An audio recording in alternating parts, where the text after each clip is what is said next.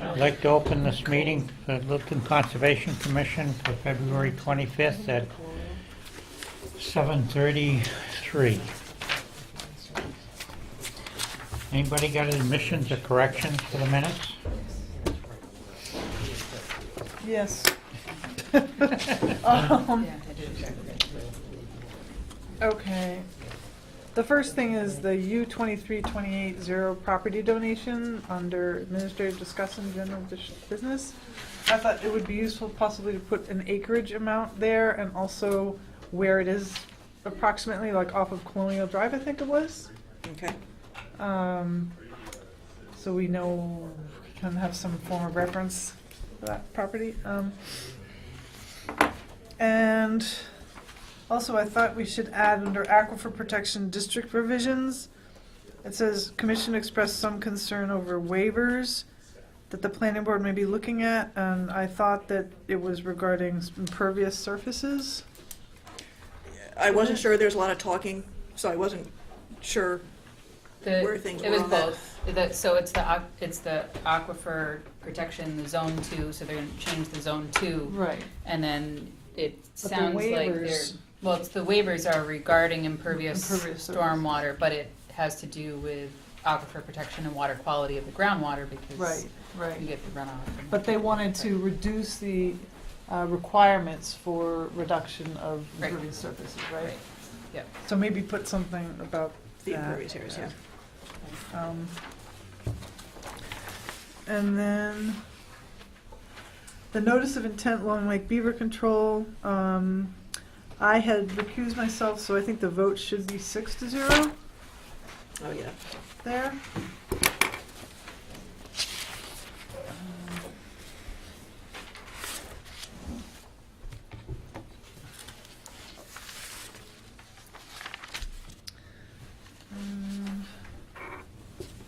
And there were just, after that, there's just sort of editorial things.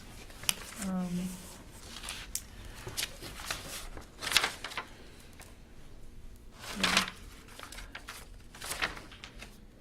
Yeah, I don't think, I'm just gonna, yeah, just editorial things after that. Anybody else?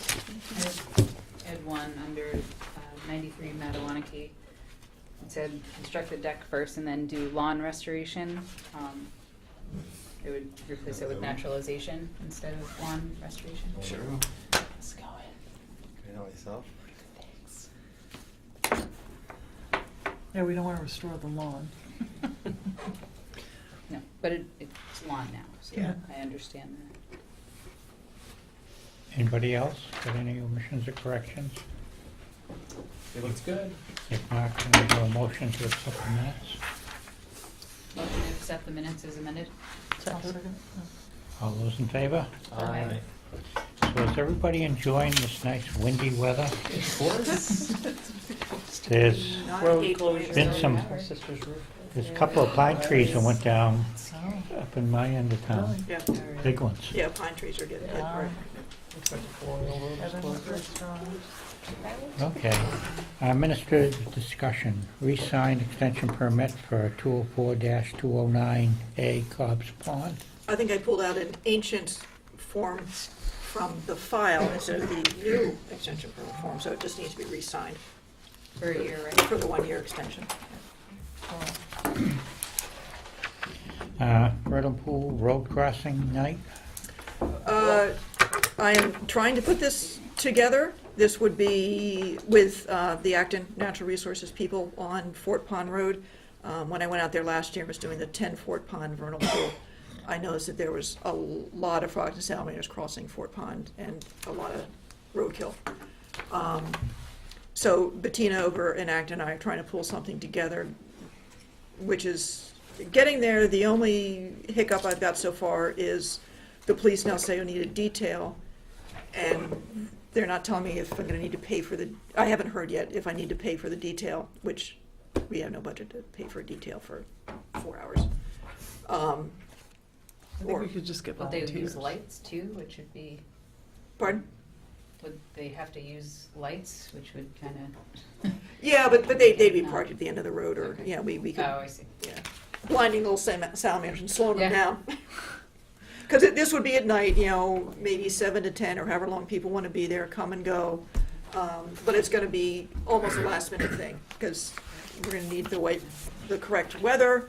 I'm going to need to go out there and make sure something's actually moving before I call people in. So, which also means Bettina and I, we need more site managers, if you will, because if it's on a Monday night, when there's Conscom, I can't do it. Someone else is going to have to take care of it. So, just let you know. And so I was going to send out under our letterhead, your letterhead, basically an abutter notification. Mostly let them know people might be parking along the road and do they want to join in? Okay. This is just for that little neighborhood? No, it is not back in Sarah Indian Way. Oh, it's not? It's on Fort Pond. Oh, on It's- Fort It's Pond. on Fort Pond itself, yeah. I'm inviting everybody from Sarah Indian, but that's private property. And it's not that well traveled, so the frogs and salamanders have a slightly better fighting chance of crossing the road, so. So the It's Fort an Pond neighbors experiment. would know. Pardon? The Fort Pond neighbors would Which are mostly Acton people, but yeah, we're notifying Oh, Littleton I and see. Acton. okay. Let them know. If I think might most of the get more activity is, buy-in. most of the activity is in the Acton It'd be a end of frog things. steward. Yeah. Would DPW maybe willing to loan reflector vests or something? Yep. Instead? Yep, or we can also buy them if you want. I know you kind of wanted safety vests a while, like when I first started here, nothing ever That's happened, so true. this might be a time to buy some. I have vests. But, yeah, but they do, Chris said they've got a whole stockpile that we can Oh, use. good. So, And any of the butters were certainly willing to help out and do what we can. yes, yeah, absolutely. And if any of the butters, well, they're gonna be, I think the vernal pools in there are mostly on private property in Acton. But if any of those Acton homeowners want their vernal pool investigated, hey. There's some in Sarah down the property too, so. Yeah, Yeah. Both sides. yeah, last year I didn't see a lot of activity up at that end, Sure. which doesn't mean I just was there at the wrong time. So, Okay, so we'll see. U 31-16 parcel voted to accept the deed. This is, uh-oh. What happened to it? Is it- This is a different parcel than was in the minutes last time. This is the one that's almost on Tehadawon. You had voted before to accept it, and the attorneys have prepared the deed. Now, here it is.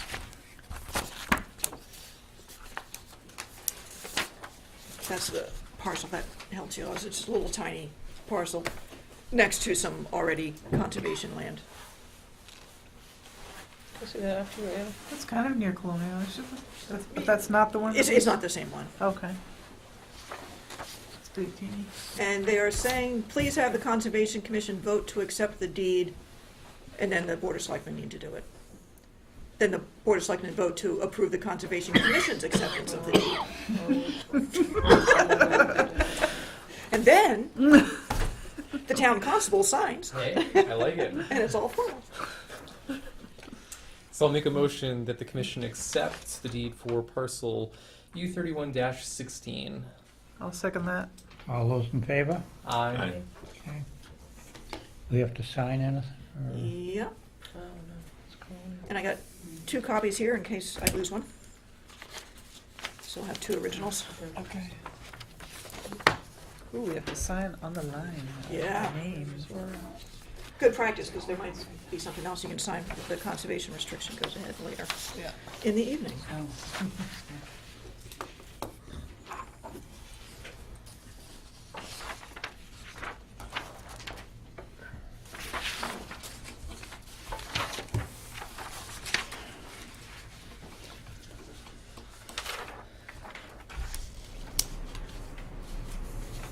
Just compost. Oh, yeah. Yeah, now I'm start signing. Okay. Planning board meeting on Aquifer Protection District, March 7th. That is just to let you know, that's when they're having their public hearing meeting on the expanded Aquifer Protection District. So if anybody wanted to go and discuss what kind of waivers they might have in particular, that might be a good time to do it. Is anybody interested in going or can go, or? Possibly. Is this? I'm thinking of Julie, because she was the one. Yeah, no, I am definitely I know it's tough. planning on trying to get that in my Alright. schedule. I haven't really had started looking into it, but it's kind of sick this week. So. Okay, master plan implementation, land use. This is, again, just kind of informal to let you know that we, and that is an amorphous we, may be trying to pull together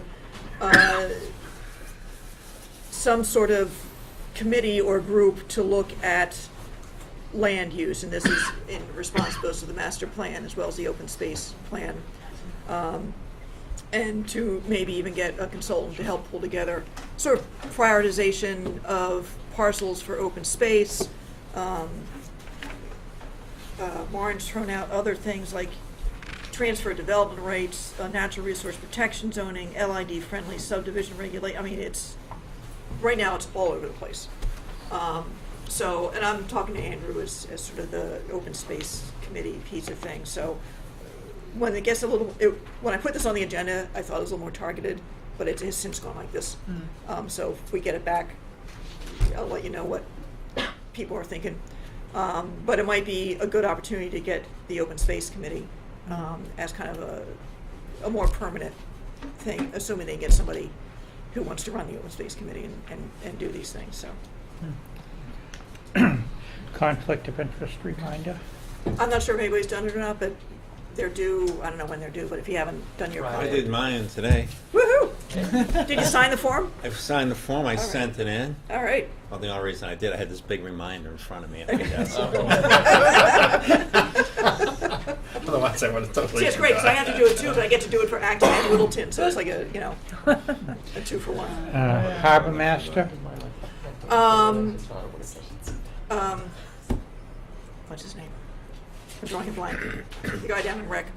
Tim. Oh, Tim, yes. Tim Mikowski. Yeah, might become the town harbor master, because he and I have had discussions that they want to either do fishing piers or floating docks, and I said, I don't think anything over there is licensed for Chapter 91, let alone any of the other great ponds we have in. And it's like the third rail, I haven't really wanted to touch it. But if there is a harbor master in town, those smaller docks and piers can bypass Chapter 91. They'd still need a notice of intent, but you bypass Chapter 91, which is huge. Chapter 91's a big permit, Is a especially for just some floating docks it's or a fishing. disaster. It's, So if Tim can do this and he doesn't see why he can't, then he would be appointed the official harbor master, and it would make things a lot easier in terms of permitting That's for the town. docks and That's floats and interesting. stuff. Again, it wouldn't bypass any of the Conservation Commission oversight, but Okay. Long Lake Beach, Frog Pond operation maintenance. this is also out of the rec department. The Long Lake Beach, the parking lot there on the wall, has stormwater controls in it, including tree filter boxes and a infiltration ditch or something along the wall, none of which I even notice when I'm out there. And then certainly what they're calling the frog pond, Which is the wetland part. the wetland which is the behind it. wetland piece, which is on conservation property. Both need attention. So everyone kind of agrees that it needs attention. Nobody really has money for it. So I got back in touch with the guy from Weston and Sampson. Steve Royce. Yeah, did he do the frog pond piece of it also? He was involved when he was with Geosyntec, they're the ones that did the work over there. Okay, Yeah, all right. he designed it. I used to work with Steve Roy at Rainbow, Yeah. and he designed it and worked with Savos to Right, get yeah. it built. So he Yeah. has. Yeah, because he'd Quite a already bit sent some now. stuff over to Alicia down at the rec department Okay. about the O&M Yeah. piece of things. Okay. The Frog Pond Trail certainly needs help, which is almost a separate issue. And of course, a large tree came down today in it. Oh. But Chris Stoddard's going to take care of that. In the pond. No, across the pavers, Path. the trail piece of it. And I heard that the pavers are what's left buckling and from kids the are pulling them up and throwing them in the pond. I can only guess that pond might need dredging, which is going to be, that's not going to be cheap. I don't know what that material's like in there. Big maintenance. Yeah, so, The Clean Lakes Committee has a small budget set aside for maintenance of that, we just haven't Yeah. coordinated the maintenance of it. So, Yeah. I think they put aside $5,000 every other year, so that's something to go towards. And has anything, Nothing's been done though. is that money still there, or is it? It's still available. All right, because I think it might be worth getting someone there to figure out what needs to be done Yeah. in these two pieces, and then we can do the next step of actually doing the work, so. Yeah. And I talked to Jim O'Neill, the land steward, to see if maybe that can officially become sort of a land steward. I know the O'Donohues are already taking care of it, if not other people. But I think that if it gets, because it is Conservation Commission property, if it kind of gets on the land steward property list, it'll get a little more attention maybe. And that wouldn't be a Boy Scout project, right? Because it's potentially contaminated sediment that's Yeah, I mean, maybe collected in if there. the trail needs work or brush or invasives control, that could definitely be a Boy Scout project. But yeah, the other stuff, it's stormwater infrastructure. Yeah. I mean, I don't like them calling it the frog pond. Yeah. Yeah. Runoff. Okay. Smith Conservation Land Vision for the future, Yeah. visioning. SVT, who helped purchase the land from to finish off the CR. They actually purchased all the land. Yeah. So they're gonna have a visioning of what's gonna happen to the Smith parcel, which also goes across into the harbor. So I know, I'm definitely going. If anybody's interested, it's Tuesday, March 5th, so you can just pass that around. Okay. Safety vests? Again, this got on the agenda early, but it sounds like DPW can give us a safety vest for the Salamander crossing piece of thing, unless you would like safety vests at like, they're either, $7 a piece. And if you get something written on the back, the price obviously goes up. At Ocean State Job Lots, $2. $2. Yeah, I'm quite sure. We should have them in town. I mean, most of us have them, but she should have some extra ones. Maybe some official ones, because we do go out on site. I don't know, it's not worth it. I'm not sure it's worth getting No, it printed. yeah. Although I was gonna see what We do an iron the ones I get from the Andrew. highway department, I was gonna Yeah, see I what like they it. say. If they just say Littleton on them, they're not getting them back. I'm just gonna iron Andrew's name on his. There we go. I like it, I like it. Just take a Sharpie and write on the reflective tape. The real important item here, the annual report. Yes, I think we're done. Yep, we're done. That was a reminder for me to bug Andrew, and he had already done it, and it's in. I got a nice sort of sunset picture of the boardwalk that Jim O'Neill did that will be in there, maybe. So. Other updates and administrative action? Do you have anything? The only thing I have on that is the Cloverdale parking lot. I don't have a discussion of it, but I just gave the Board of Selectmen an update on that, and the abutters were there, and they definitely want a public hearing, which means notification of abutters and the whole 9 yards, because this is going to be outside the buffer zone, so it won't The be otherwise selectmen's hearing or meeting with us? up here. Here, okay. Yeah, It's so outside the buffer zone? it's outside the, yeah, Oh, because it's like parking lot. yeah. So Okay. I don't know if that's going to set a precedent, because we still need to have a public hearing on the Oak Hill parking lot. Right. It was public meetings, because it's in the agenda. Okay. Well, I mean, because it's requested, maybe we don't, maybe Yeah. it doesn't matter that. So Yeah. all our meetings. So- are public. Public meetings, this is a public meeting. Yeah. A public hearing is a little more, public meeting, we don't have to let the audience talk at all. A public hearing, But we let everybody. yeah, exactly. We like the time.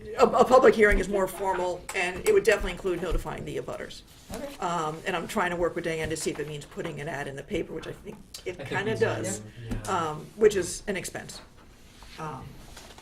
So I just sent Green International a email to say, can they give me a 2 weeks head notice when they think they have the plans advanced and a draft access permit done, and then I can get it posted.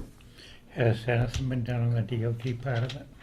Is that- Green is working on filling out the forms. We just went around about to figure out who has to sign it, so I think it's gonna be signed by you as the owner and Chris Stoddard as the applicant, basically, because he's gonna be doing the work. Okay, So they're just filling it out. It's mostly gonna be the plan to go with it okay, that they gotta develop. all right. And that was, wow, that's almost too bad. Because we got a Okay. gap later. We're like 7 minutes late for the next discussion item, proposed wetland bylaw regulation revision. Oh, yeah, we put that in the beginning, so we'd do it. Yeah, and actually, this agenda originally had stuff starting at 10, up till 10:30. And then everybody backed out, which is why there's a big gap between 9 and 9:30. So, you have no excuse. You're fresh.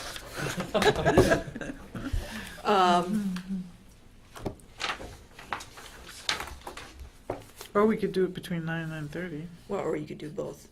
So, I had sent around a red line of what the current regs are versus all the changes, and town council's been through the changes. So I didn't know if there was anything left over, and I've sent this to you many times, and I'm only seeing that Miss Rupp has her copy. I've read through it as well, I didn't see. There's two anything. copies. So the main changes were adding in what would constitute a public interest. So that's all been spelled out. Those actions that would result in a significant net environmental improvement in the conditions of the buffer zone or an area subject to protection, such as restoration of disturbed areas, invasive species control, improvement of stormwater conditions, permanent protection of buffer zone or area subject to protection, or similar significant net. So that got a little more spelled out, because we struggled with that a little bit with Workers' Credit Union. They were kind of the first ones through it.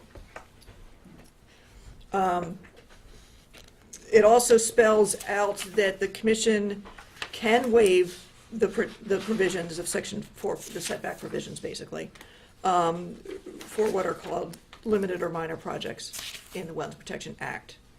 So that would include things such as a shed in a lawn area. You could waive it for a driveway crossing. Because a driveway crossing is hard to put in the public interest piece of it. Then the only other real change, except for some wording stuff, was back in section 4, 5, 6. Hang on a second here, this is the same.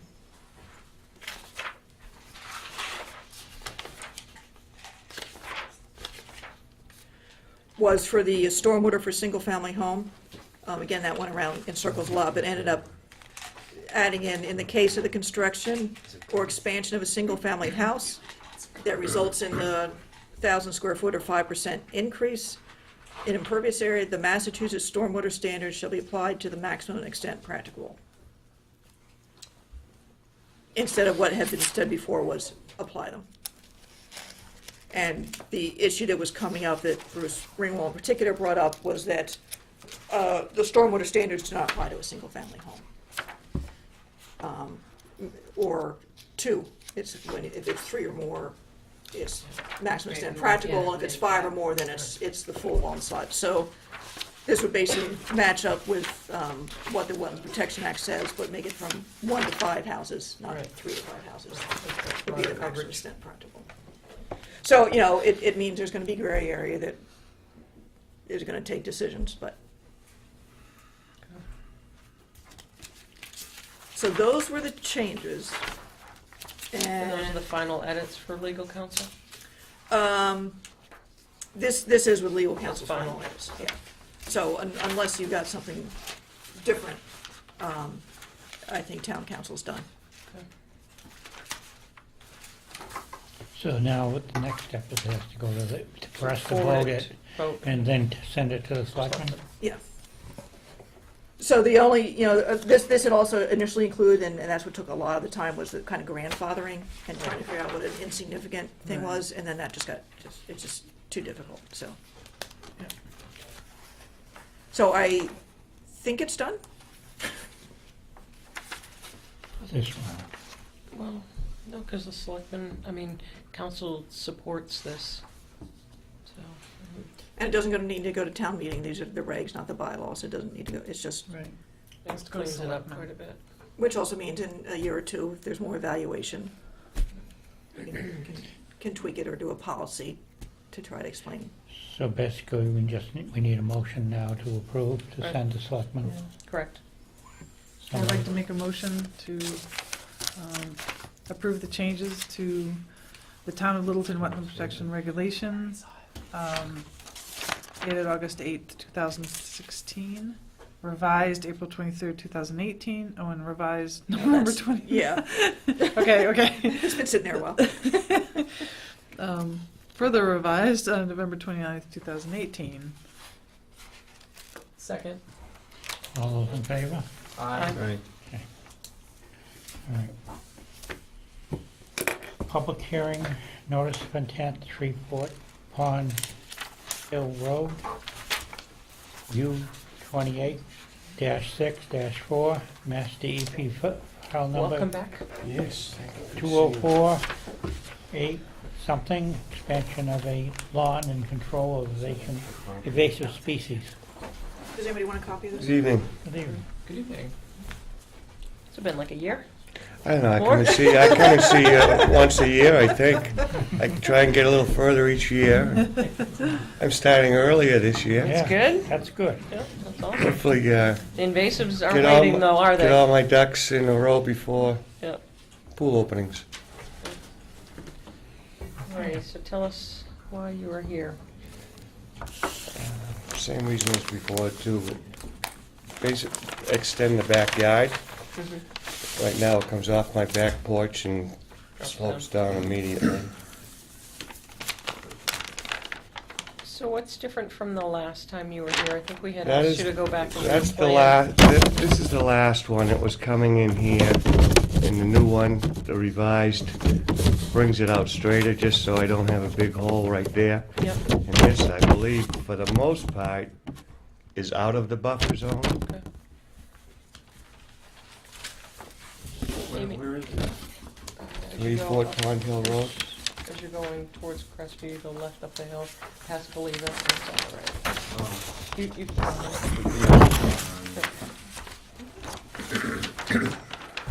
It's the revised one. Yeah. It just straightens that last leg out. So this had been submitted as a request for determination of applicability, and you had a couple comments and said it really should be a notice of intent. So Because of the proximity. this is, I think I've been here once since the notice of intent, wasn't I? maybe I can't, I don't know. you might have come in to review Right. what this plan was, yeah. Yeah, But I think so. we gave you feedback and we added some of those trees in and, yeah. Okay. So the only, DEP did issue a file number on almost everything except for the Beaver project. And their comment on this was, if additional work is proposed beyond the limit of work, additional information is required. But I'm not sure, you're not planning going past the limit of work, are you, with any of the controls, so? Yeah, No, yeah, I'm not sure why they said that. I was wondering, I wonder if it's because it looks as though it's at the bottom of looks like you're gonna grade the slope. Wait, is the And so dotted line would you need the erosion wall? controls? Is the solid black I think thick that's the erosion line controls. They have the straw wall? bales, it Is that a says. wall to contain the? there Added soil? there will be something to retain the soil. It won't be a wall. Yeah. Those are the erosion controls Oh, yeah, it does Yeah, the say black erosion hashed control. is erosion control. at the bottom of the new slope. So this so is the that's top of the added soil? You're adding? You Correct. said you're adding soil, okay. And this is sloping down to the edge of work? Yes. But you say there might be a wall, some sort of retaining. No, no wall. Is this the There'll be It says Clarion. the hay, Okay. and I believe that Onyx is gonna be bringing in, and whatever I'm sure with the amount of work that they do, they have ways of retaining additional above and beyond the hay. Right now, what's existing, there's quite a slope off, directly off my back porch, actually, and there's bushes along that, which I was gonna transfer the bushes along the backside of the new. So right now, if you go out his deck, it's almost a one-to-one slope Yeah. down. And so the slope is getting pushed out and will not be as high as the existing slope. And it's forsythia, so it should transplant. Right. Thank you. Yeah. I think he's taken into account the suggestions that once we were out on site, and then the previous times that have been in there. I feel comfortable with it. We just have to, as always, look at worst case scenario. So if Onyx starts putting in the fill and then you get rain, you have to make sure that you're able to contain it.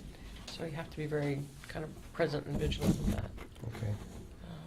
And I think that's what Anna was kind of getting to make sure it doesn't keep going. So, compaction will help. Now, how much lawn are you putting in addition to what you currently have? The whole area that I'm filling will be lawn. So, It's going to be a little bit more gradual going down, though, No. correct? Or is it just going to go straight out and then straight down again? is this the fill line? Yeah, this is. Yeah, I can't really tell the contours, like before and after. So It's where hard to you're see. adding soil, is it going to taper off as it starts to slope away? Out here or out from the existing, what there is now? From where it is now as it tapers down? Yeah, this will taper off. There won't be grass there. Be grass on, up in this, to your top line, basically. Okay. So what's gonna be here if it's not grass? Bushes. Oh. Okay. So bushes right along, Bush. like, Through Right along the Yeah, slope? through the whole slope, yeah. You'll have to try and get some type of vegetation in there to try and hold that back as well, like a short clover cover or something. Yeah. mm, Yeah, and I was gonna, just to your earlier comment about, I'm sure Onyx does have something they can use to help stabilize your slope during construction, but if you don't specifically ask them or discuss that with them, they may not have it on site. Oh, okay. Yeah, I mean, I will. Plenty of, like, well, you didn't say it. Like, well, it seems obvious that it would be necessary, but honestly, I mean, Yeah. they'll decide what they need to bring based on. Because what happens is if it. Don't just sli- figure they'll bring it with them. Don't. Yeah, Right. if it No. slides into the wetlands, it's your obligation to get it out of the Yeah. wetlands. Okay. So I can make that a condition. Compaction. And it will also just be that you let me know when they start, since I drive past you every day. I can just kind of keep an eye on things too. Because the slope's gonna be higher than probably the hay bales and Mhm. Yes, Yeah, it- so- silk it- fence. Basically the same plan. I don't think I was here the first time this came around, so. it's the Well, the first time I've seen second? it. I don't know, I mean, 2016 was before, Yeah. so. Okay. Okay. Somebody wanna make a motion to approve this?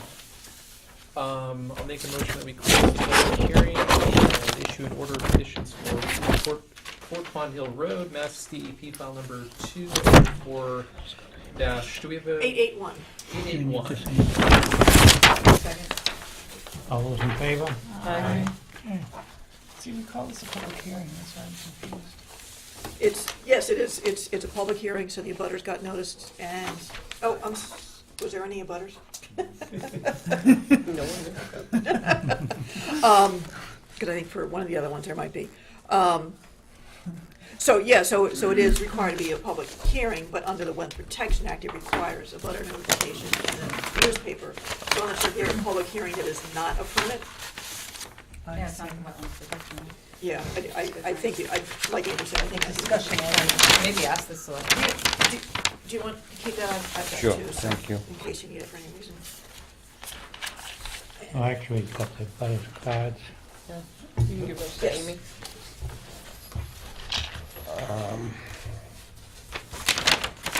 There's one of the green ones that I did not get back. That's not uncommon. You want both the green and the I'll white? take just the green. Thank you. Thank you.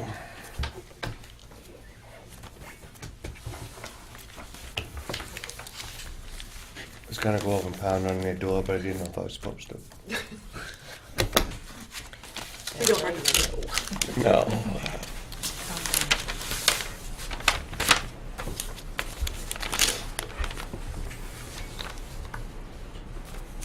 So just let Amy know when you're gonna get started and when you're hay bales are out, and then she'll come out and inspect that, and then you're good to start to proceed.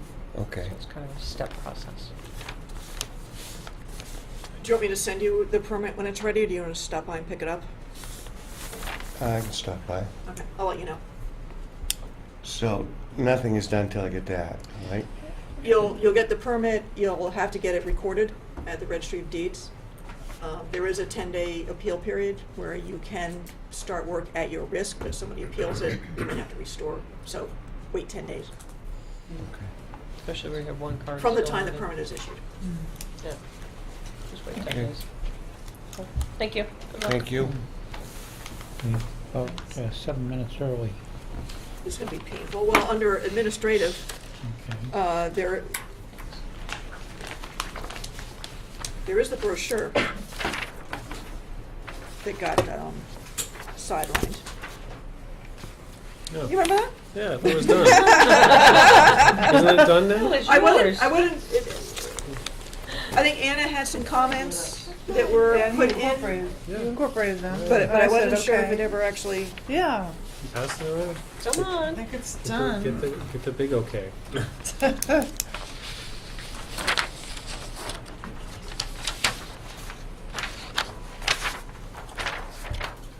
so I don't know if there's anything specific you wanted to do with these. I was certainly going to, leaving them out. So that people- Leaving them out, and I think giving them when people come in for information. Yeah. When they have jurisdictional areas in their yards, in their properties that they just bought. I think that was what sparked the Yeah. idea to have Yeah. just kind of a, And I can certainly leave them here too. I like what property owners need to know so that they can see the buffer. yeah. Yeah, there's the funny little magazine rack downstairs when you first come in. I'm not sure Oh, what the heck yeah. that is. I can, There's everything in there. it's random stuff. I could put some in there too. Hmm. And this is a PDF, so you can put it, and then people can just download it. Yeah, yeah. I'd put a link on the webpage. You can put it on the counter, is that what you're saying? Yeah. Right? Yeah. Yeah, but besides just in building up here, like get it to other places.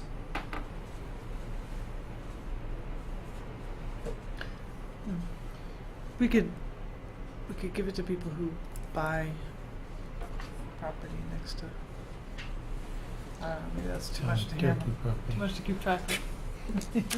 Well, Or like people who come in and may not have an engineer with them too, who are, they're clearly people with different levels of understanding of what, definitely see people where it's like, oh, I just want to do this project. Okay, I have to, go in and ask for an RDA or that type of thing. So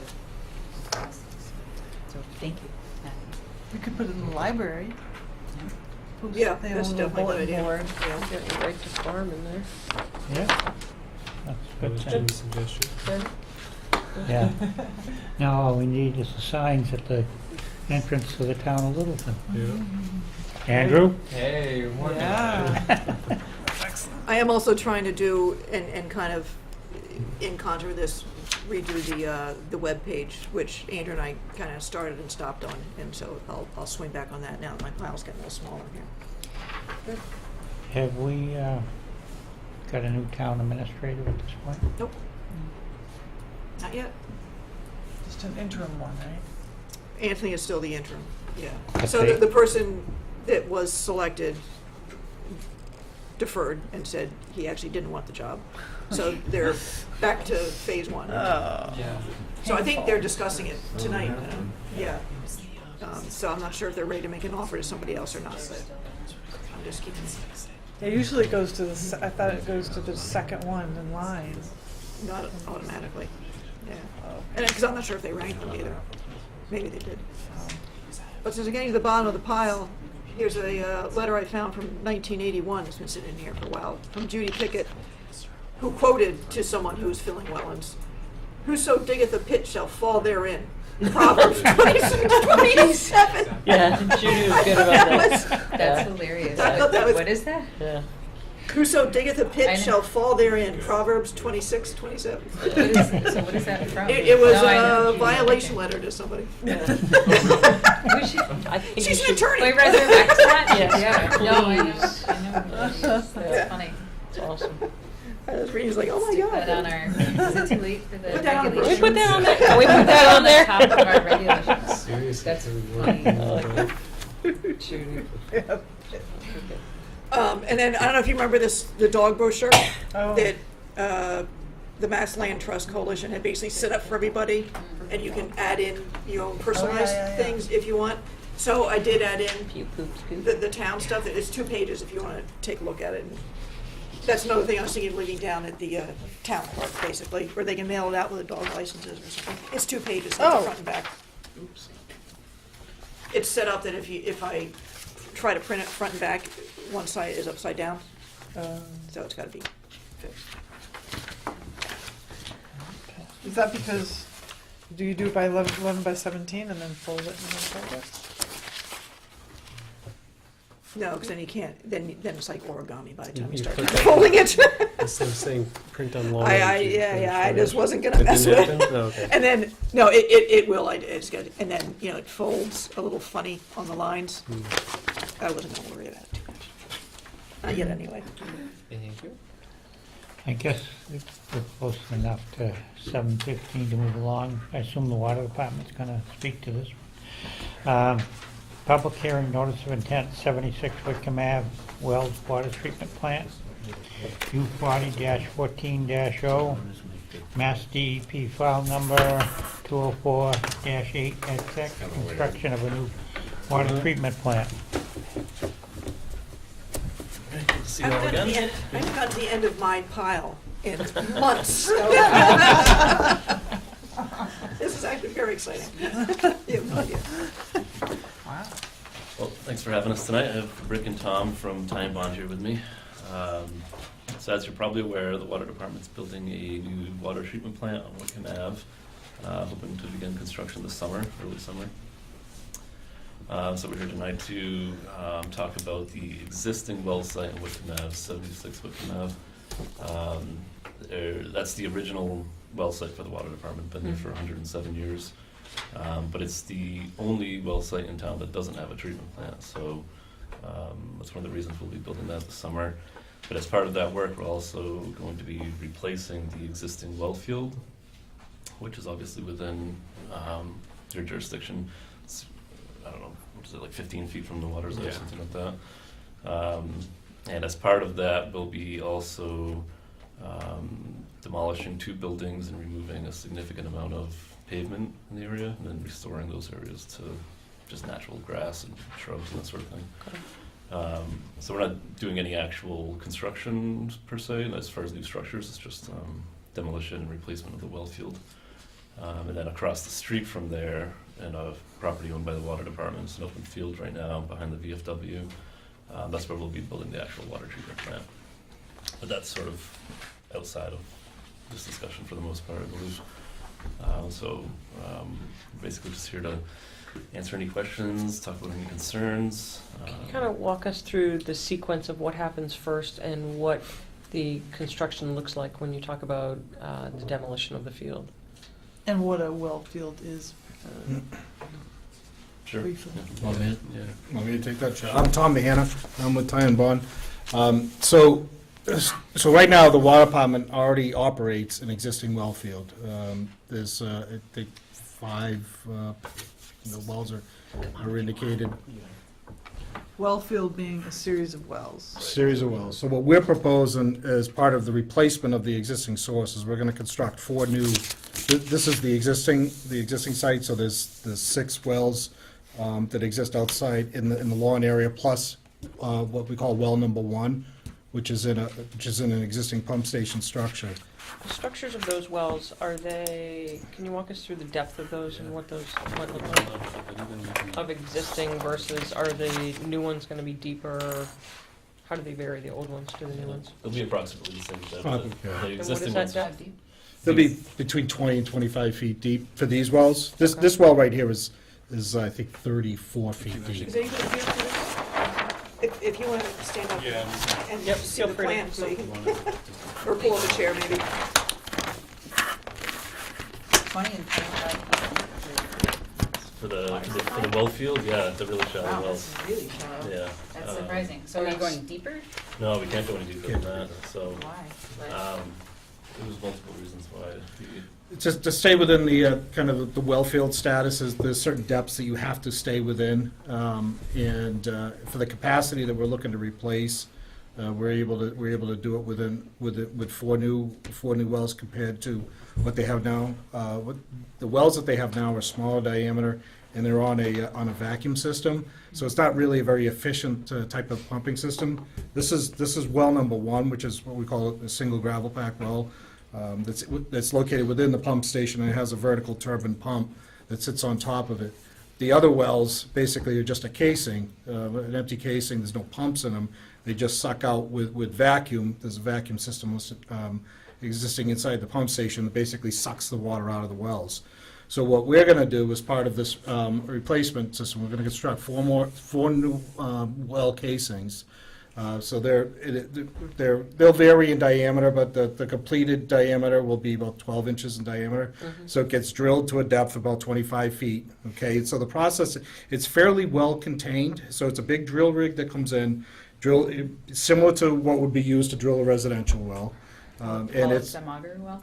excuse me? Hollow stem auger drill? No, it's more, it's a different type of construction. It's more like what they call kind of a pull-down method sometimes, or a rotary method. So it's air a little bit different. Air rotary or geoprobe? No, it wouldn't be a geoprobe. These are Could larger do diameters. Hydraulic down to 25. So- Is Exactly. this So what you air call a rotary, wash probably. well? Kind of that some old of the terminology? older technology. Yeah, that's on the bigger diameters that they refer to it as that. But as far as the impacts from the construction of the wells, it's really contained to a very small area just within the wells themselves.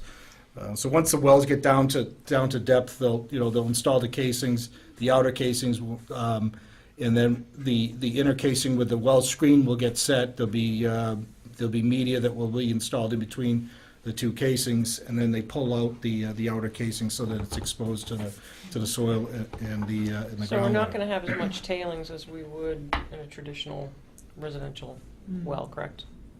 So What do you mean by like when it's Right, I mean, coming out like, in you terms of think about product. those going like hundreds of feet deep. I mean, Right. they Oh, may yeah. be slightly narrow diameter, but Yep. this is a lot less volume in. Right. Right, Okay. right, and as part of the development process and everything, what they do is when they develop it and they surge it, it gets discharged into like a basin that will a settling basin, so that the material gets settled out before it then will overflow. So I know we're probably jumping ahead, but will each well have its own settling basin, or are you trying to have it done where it strategically is always, all of them are just gonna inline and go into the other basin?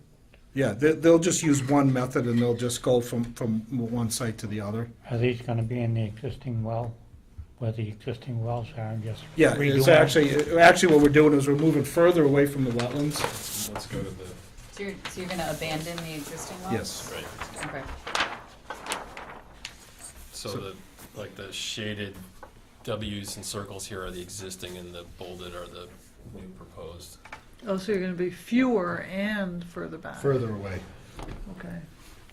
And then, so this is well number one, so we're gonna demolish the pump station as part of that, and then we'll just extend the casing up above ground. And then what you'll see at the end, when they're all done, similar to what you see now with these wells, is just a steel casing sticking above the ground. And then we're gonna install what's called a pitless adapter, so that it allows, each of these pumps will have submersible pumps in them, and then there'll be just a cap that will be installed on top of them that'll allow the connections for access to the well for the pumps and the electrical controls and level controls. I got a question for you. You're talking about destroying a historical building in town. No, No, we're not destroying the building. No. Well, you just said you were tearing it No, down. that's Tearing down well the number well one. building, that's an old. The other that's not the other one's remaining. The one you're thinking of, the well 3 building, the brick building, that's The one remaining. up on the road is staying. That actually is gonna become a critical part of this new well field, so what we're gonna do is we're gonna install all connecting pipes for each of these wells, and they're all gonna get installed into that building, where they'll all be metered, valved, and manifold together before then they'll pump across the street to the treatment And that plant. line's already existing? We're going- installing a new one, Is that on this plan? yes. So you'll have fewer wells, but there'll be larger diameter and more capacity, like you said, more efficient pumping. So they'll pump the equivalent amount of water as the other more numerous wells We'll would? pump more water. More but water. They'll stay within the same permit that we have from DEP for Right. withdrawals. Okay. So we're permitted for 600 gallons per minute there, but we haven't been able to pump at that level for decades. We've just been pumping maybe 400. What's the soil 450. like? Should be gravel, yeah. So it's all gravel material. To muck, you know, once you cross into the ponded Beaver Brook. So when the equipment is drilling, they're not gonna be in really wet soil? No, so kind of how I would envision this working, so the drill rig would basically back up to each of these locations, okay? And so it'd be, just, extend their boom up, install all the casings, develop the site, develop each source, and then they'd move from one to the other. So the area, the disturbed area will stay contained within the existing, within that existing the well field area, the lawn area where those wells exist now. And where's your settling area proposed? Oh, it's just they use steel basins. They're just something that they would bring on site. We're not Oh, okay. excavating Oh. for the most Oh. part to do Okay. It's that. almost like a roll-off Okay. dumpster Yeah. kind Right, of thing, like a but, big sock. Like a frac tank. but what a Oh yeah, nothing Not that quite that nothing big. no nothing that Okay. big. Wait, And you also- just use those to initiate the pump, the initial pump of water? Is that what those are? So for? yeah, so what it does is part of the process. They'll essentially they'll flush everything out, let the soil settle out, and then the development of the wells itself will take sometimes could take up to sometimes up to like 40 hours per well. Now, is this gonna be, do you have to do a pump down thing on each well like you did down to Cobb's? A pumping test? No, we don't have to do that here because we're not asking for a new withdrawal permit. So. Right. So we're staying within their permit. Imagine on the wells. That's good, so we're not gonna flush everything. Now, is this, what is the flood So- plain area, and are you accommodating potential higher floods that we're getting occasionally? So the pink on here is bordering land subject to flooding, and, the existing wells and the new wells are within that area. Yeah, so the final casing that'll stick above ground will get extended up so that the top of it is above that floodplain elevation. So they'll be sticking up, 3 to 4 feet or so above the ground, very similar to what they have Corey's now. got a big problem if flood water gets into our Yeah. drinking water wells. Right. That's a very big problem. So they can't be So are we high submerged? enough up? No, No. I mean, they can't, if they get submerged, then Yeah, right now- we can't use the water. The existing wells are at risk of that. There's times in the spring where they're maybe a foot at the most between the water level and the top of the well. So it's gonna be pretty near the level of Wickham Ave, actually. The And top of the well would be It pretty will close. be, these new ones, it might be close to that, but Yeah. there's a decrease in grade there from the road down to the wells right now. Yeah, but I mean, if you were eyeballing it across, it's gonna be pretty much Wickham Ave level. It'll come up 3 or 4 feet anyway, so yeah. So is that flood plain, is that what year flood is that? 100. 100-year? What year was that line established? Was that part of the It's reestablishment? It's from the new FEMA mapping, so. it's a little How much quite- did that line change, do you recall, from the old to the new? I don't. I But- think those are 2011. The FEMA for Worcester County. It may not even been one of the ones that changed. You might I need know, to that's take what I'm it from this afraid of. year. Did you say you need the rig on site to develop the wells? Yes. Okay. So the rig will be. Yeah, so the rig will just, will be set up, so it'll probably take, for each well, maybe a week, total between, constructing the well and developing it, so it'll be set up, probably 1 week, at each of the 4 locations, so they'll be on site here for probably a good month or so. What we're proposing is, from a scheduling standpoint, we'd probably do this probably in the fall. We want to minimize the impact, because this site will continue to remain in operation during the construction of the well field, construction of the treatment plant, and then we'll eventually cut everything over. So we want this is a critical source to the water department, and so we want to minimize that impact to their existing So you're source. gonna have a certain amount of trenching that goes between each well, right? Right, so we'll have a trench that'll be excavated for the pipe and the electrical controls that'll run from each well into the building. So you're gonna keep the existing wells in operation until these others go online Correct. and shut the others down?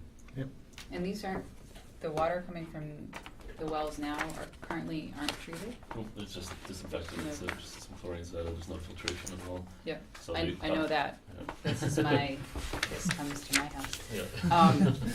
So part of the project is to build the treatment plant too. Did you look at the costs to go deeper, and then you would Well, need to treat? yeah, we couldn't really go any deeper because you Can you just talk hit about till down that? at like 25 feet. They just hit till and couldn't go any further, basically. So there's Drill rigs can get through till. not the geoprobe that was there. It was Well, Cameron oil. sure, a geoprobe isn't gonna get through till if it's at their, geoprobe's limit of work is about 25 to Yeah. 30 feet, so it's not gonna get through. But It also, just seems like it's really shallow. yeah, for a it's drinking always water been well. that way. This is I will know, be the fourth time this well field's been replaced over the past 107 years. Yeah. So they continue to stay at that shallow level, and there's a couple other more sort of regulatory reasons why we're staying with that idea now, because for the zone 1 radius, if you have a well field, it's a 250-foot radius, so this sort of oval here on the well field. Mhm. If we ended up just going with single gravel packed wells, they'd have 400-foot radius each, which Right. we would not be able to protect them. That's it for Would go on zone, private for property. well number one. So that's another reason why we want to keep it a well field. And then we don't want to be asking for a new withdrawal permit, so as long as we can get the 600 gallons per minute that we're permitted for, then that's really all we need. Why don't we wanna go for a new withdrawal permit if it meant? We've already been doing that on all of our other sites. And No, I know- DEP's I know getting a it's- little, they're understanding and patient with us, but patience is, I don't want to stretch it too far, because the two watersheds that all of our existing wells are in right now are considered highly impacted. They don't really like to increase I'm- withdrawals in those right now. No, I know they are. So, But I mean, you inherited old and challenging infrastructure too, Mhm. so I would hope they would be understanding about Yeah. that. yeah, they just granted us I think I talked about it at the last meeting, actually, a higher withdrawal permit at our Beaver Brook wells, and then we're obviously working at the Cobb's wells to Mhm. get a new permit over there. Yeah. And once we get that, which we anticipate around 3 years, maybe we'll have that, then we'll have more than enough supply for the system for the foreseeable future. How are you doing with sodium though, with these shallow wells? Well, yeah, sodium's an issue at all of our wells, in every town on the 495 Yeah. corridor, for that matter. That's what I've heard, It's just road salt from Right. SDOT for the most part, and local highway departments as well. But ours isn't as high as a lot of the surrounding towns. There's issues in Foxborough, for example, where they have really, really, really high levels. Ours are manageable. They're above the guideline level, but not much above it. So, And we looking to pull water out of Nagog too? in the distant future, potentially, yep, we're working on that. So that would be helpful. Yeah, exactly. Yeah. Yeah. That's a long way off, though. That's minimum 10 years probably before we potentially see that. Mm-hmm. Any questions from the audience? Did you, questions? So I'm in a butter to the field where they're going to build the water treatment plant. We have. I'm sorry, can I have your name, please? Oh, Joni Coleman. Thanks. With that.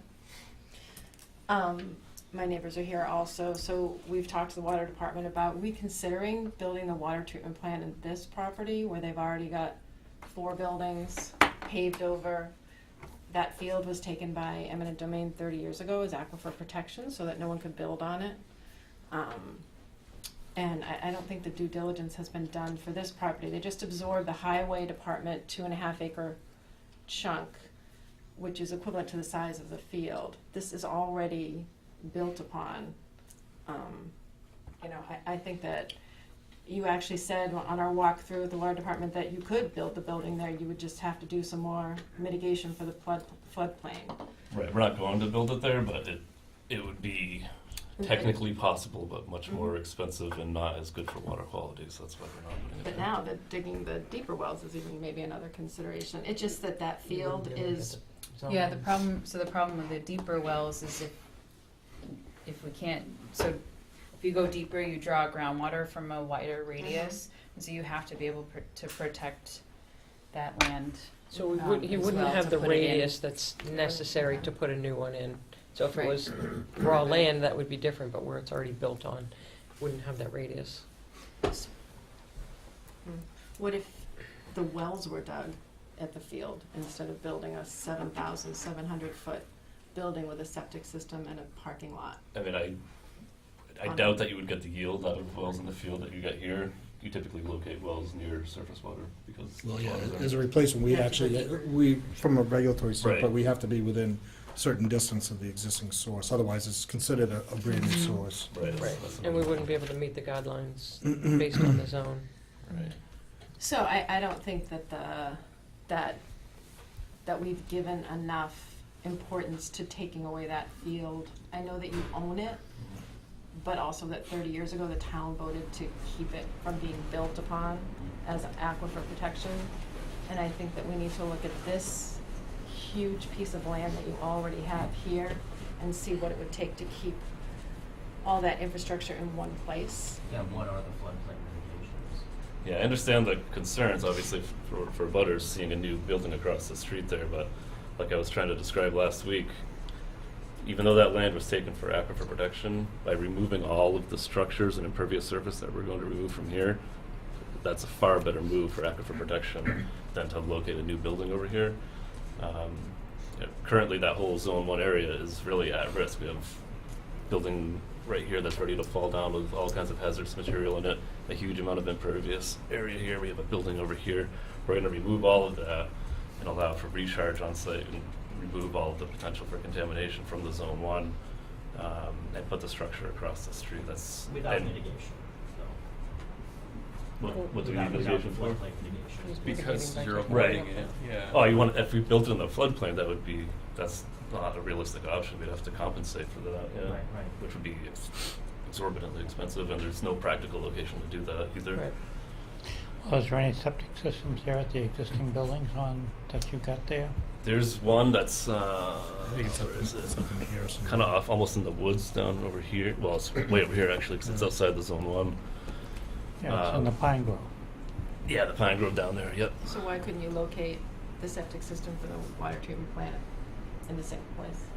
You could potentially, but for the other reasons that I described, the water treatment plant's going across the street, so we'll put the septic system there at that location.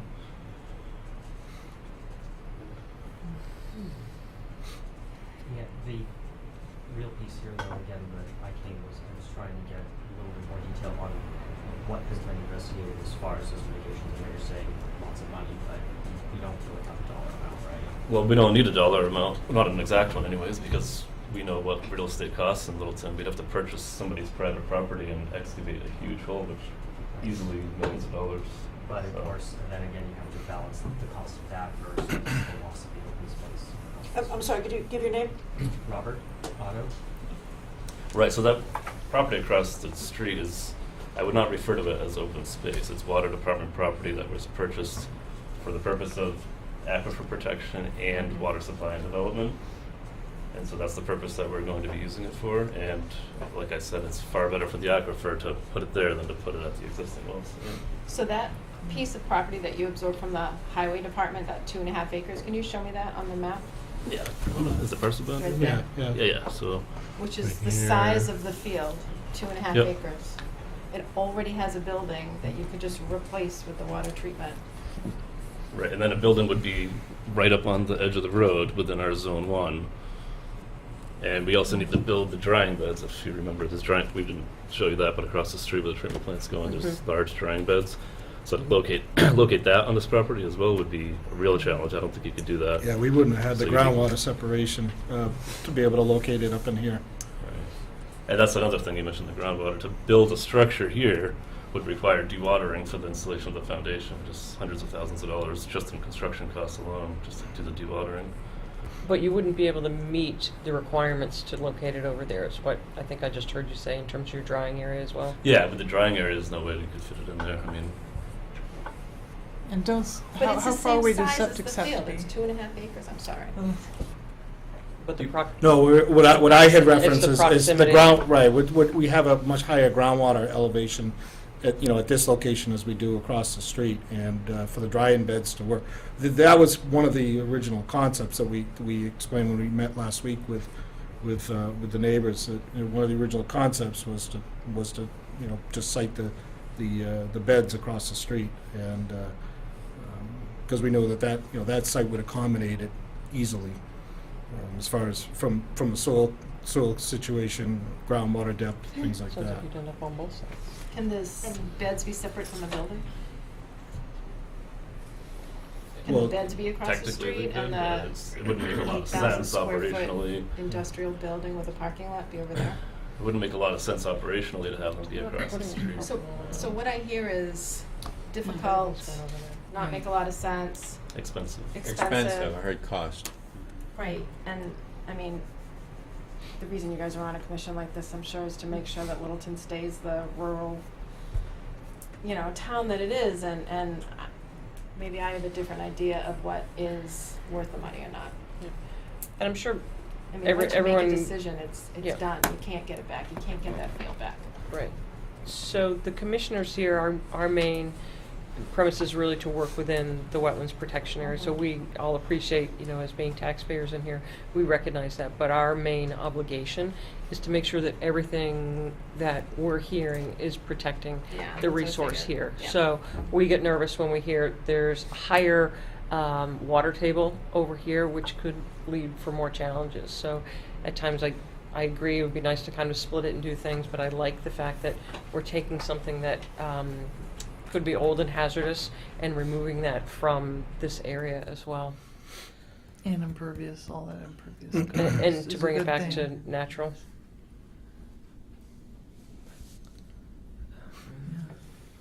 But it almost seems like you could put the building almost up near where the roadway coming in is. That's higher ground.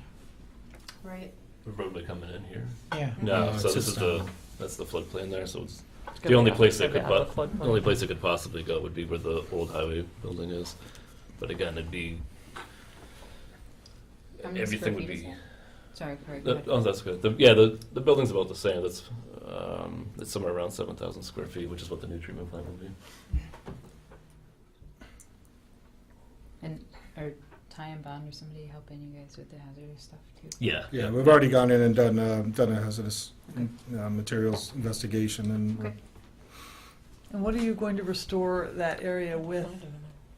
Well, I mean, we'd be open to your input. I mean, we're basically going to remove all the impervious surface here, this parking area, all of that impervious surface in this whole building. There's currently a little grove of trees right here. So, I mean, we'd obviously loam and seed it with grass initially, but as far as if you guys had thoughts on, certain plantings to provide certain kinds of habitat or whatever, that'd be. Yeah, reduce mowing and Yeah. that type of thing. I mean, I'd rather not just see it be grass. That's kind of boring, so we might as well throw some other stuff in there. How, Doesn't how really high do is much for the groundwater? habitat. What's that? Do you have, how high is the groundwater elevation? Do we have it on here? it's on the, well, it's like, I mean- it's like How not high- even 2 yeah. feet down here, So so. like surface water is this Right. blue line. Yep. You know, like it may be a little So higher, like 3 but feet like higher or something? yeah. So Are you planning to mow after you remove the buildings? Will mow there, or how are you envisioning having to maintain that? Yeah, I guess it depends what we do exactly. If it's just grass, obviously we would mow it.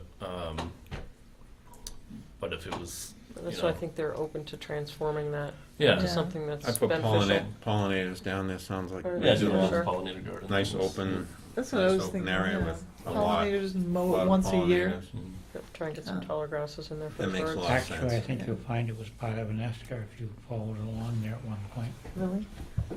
It's all sand and gravel. It Just could to be go, very- to go back to the highway department building is an infeasible option. I feel like we need to know it's infeasible. I don't know that dewatering is You're gonna have to remove it and dewater anyways? Or can you get the foundation out without dewatering? It would depend on, it would depend on the condition at the time. I think, we don't know exactly how deep that footing goes. It's probably, Sure. it's probably shallow footing. Yeah. It's not as deep as we would be going with the building that we're proposing. So, Yeah, so your floor load, are there floor loadings that you would need? so the new plant is gonna Sturdy have several large tanks in it. So, and they'll be, they'll require, fairly large foundation to support that load. Accommodate. So this is, this is essentially like a light, I don't think we ever actually found any plans of this building. No. I'm sure Actually, it's that all- was I'm built sure in it's- stages. Yeah, oh, yeah, It's no, I about could tell. Three different stages. Yeah, when I that was built. inside it, and it was obvious. It wasn't built very well either, but. So you pump into the treatment plant into the tanks, and then the water's held there, or just treated and let go? Yeah, so it's pumped from the well site across the street to the treatment plant, and Yeah. then it goes through the filtration vessels, Yeah. and then it goes into what we call a clear well, which is a big concrete storage tank, and then it's pumped out of there into the distribution system. Where's it go up to the top of Oak Hill? It'll connect to the distribution system at Sanderson Road, or actually at the depot at the intersection there. So it goes, some of it could actually be stored up on Yeah, it Oak depends Hill. on the conditions during that day. If the tank's low, it'll fill the tank. If the tank's high, it'll just go out in the rest of the system. So one thing I noticed going through the documents was, in the waiver request, it says this is the least environmentally damaging alternative possible under the Wetlands Protection Act. And I've heard a lot of discussion about alternatives, and those make sense to me. I didn't really see it spelled out like that in the documentation. And that's something that we require of all of our applicants, is To elaborate in the narration. in the narration of So the add alternatives the points to that make it, you've 'cause discussed. it lives in the paperwork. Mhm. And we as a town are, Elaborate on the reasons for locating the plant across the Right. street. the whole concept, the alternatives, why the shallow wells versus the deep wells, the cost of the permit, all of that kind of goes into your decision.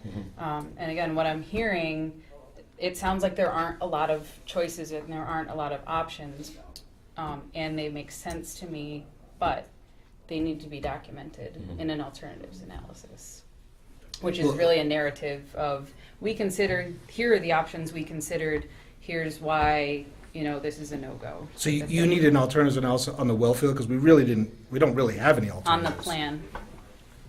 Well, so, I mean, Most of it's outside the jurisdiction. yeah, that's what I'm struggling here with. Yeah. I mean, I can see for like the planning board, they would want to see that, but here, Yeah, but I you mean, got, what we're going to do here is, that's the only it, that's it. Where's your Do you have the riverfront? 50-foot buffer on there? Yeah, Yeah, we're it's within not- the 50. It's not highlighted, but it's this is the 100, so the 50 is this. So the Where's new the wells are gonna 200? be outside Where's of the it. 200 from the riverfront? But the abandoned No, wells this is are within 100. it, so work is. 200 from the riverfront. Right, but this yellow line is 100. Yeah, Just so because you it's- got another Riverfront Yeah. is 100 another feet 100 out. feet. Yeah, I see you. Yeah. So the new wells are outside the 50-foot. Yeah. Correct, except for the one well, it's Okay. not. And getting the first 100 of the replaced. river. Right, because I wanted to ask you about the riverfront area, because So, you didn't fill any that out on the form. Right, So I'm like the gonna need those numbers cranked. okay. The riverine characteristic of the brook here is, it's essentially acting as a pond. That's partly why the delineation was calling it bank of a land underwater that, it didn't include those riverfront numbers, but it shouldn't matter. We can get you those numbers. It's a perennial It stream. just depends if you're calling it riverfront area or not. Yeah, but a perennial stream through a pond. It's a Sounds- perennial stream, so it is. I just need the numbers. Yeah, no, I mean, I just need the red documentation tape needs to to be be complete, counted. it'll come Yeah. back and bite, Sure. bite you later. It's- Yeah, it didn't even occur to me to Yeah. describe the alternatives for the plant too, because it's outside of the Wetlands Protection Act jurisdiction, but Yeah. that's fine. But for us for a waiver, you do need an alternatives analysis, although it sounds like the only work within the 50 that would require a waiver is abandoning wells, and I would be willing to call that a limited action. Mhm. but then perhaps And an for improvement too. planning board, Right. how are you gonna abandon the wells? There's a whole procedure you- that you have to follow, so you Yeah, have to I'm fill it aware of with, that. you have to fill it with bentonite and cut the casing down below ground, like 3-4 feet below. And So is remove it. filling them with bentonite, a 25-foot well adjacent to, New wells. new wells at the same water level, is bentonite, I know that's, That's a DEP for a guideline. drinking water well. I understand that for abandoning a well, but it's right near a new well. I'm just questioning if maybe there's something, What it just contaminants seems- in the bentonite? yeah, clay, No, it's- clay absorbs to metals and I all mean, sorts of stuff. The bentonite's used in new wells as well, it's for the sanitary seal, and that's, Right, this but is you have exactly like what we the did. glass filter, the bentonite is at the top to seal the Right, well. It's yeah. not in your sand pack, it's not in the area you draw. The Beaver water Brook from. wells. I'm just asking a question. Yeah. Yeah. Mm. No, at the I'm Beaver just Brook asking a wells 5 question. years ago, we did exactly this. We abandoned I know the wells, old I wells for don't, the drinking water is a little out of my wheelhouse. But Yeah, no, I'm it's- just it's- questioning the bentonite because you get it from like, you can get a bag from Home Depot and then Mhm. like we're drinking. Yeah.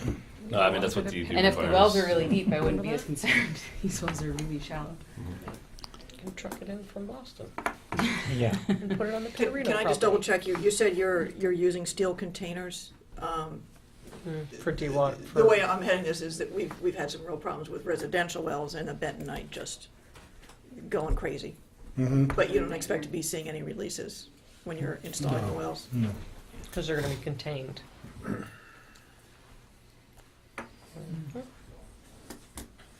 I mean, the drillers that work on this, they're all obviously licensed well drillers or whatever, but there's only a select number of drillers that actually do public water supply wells.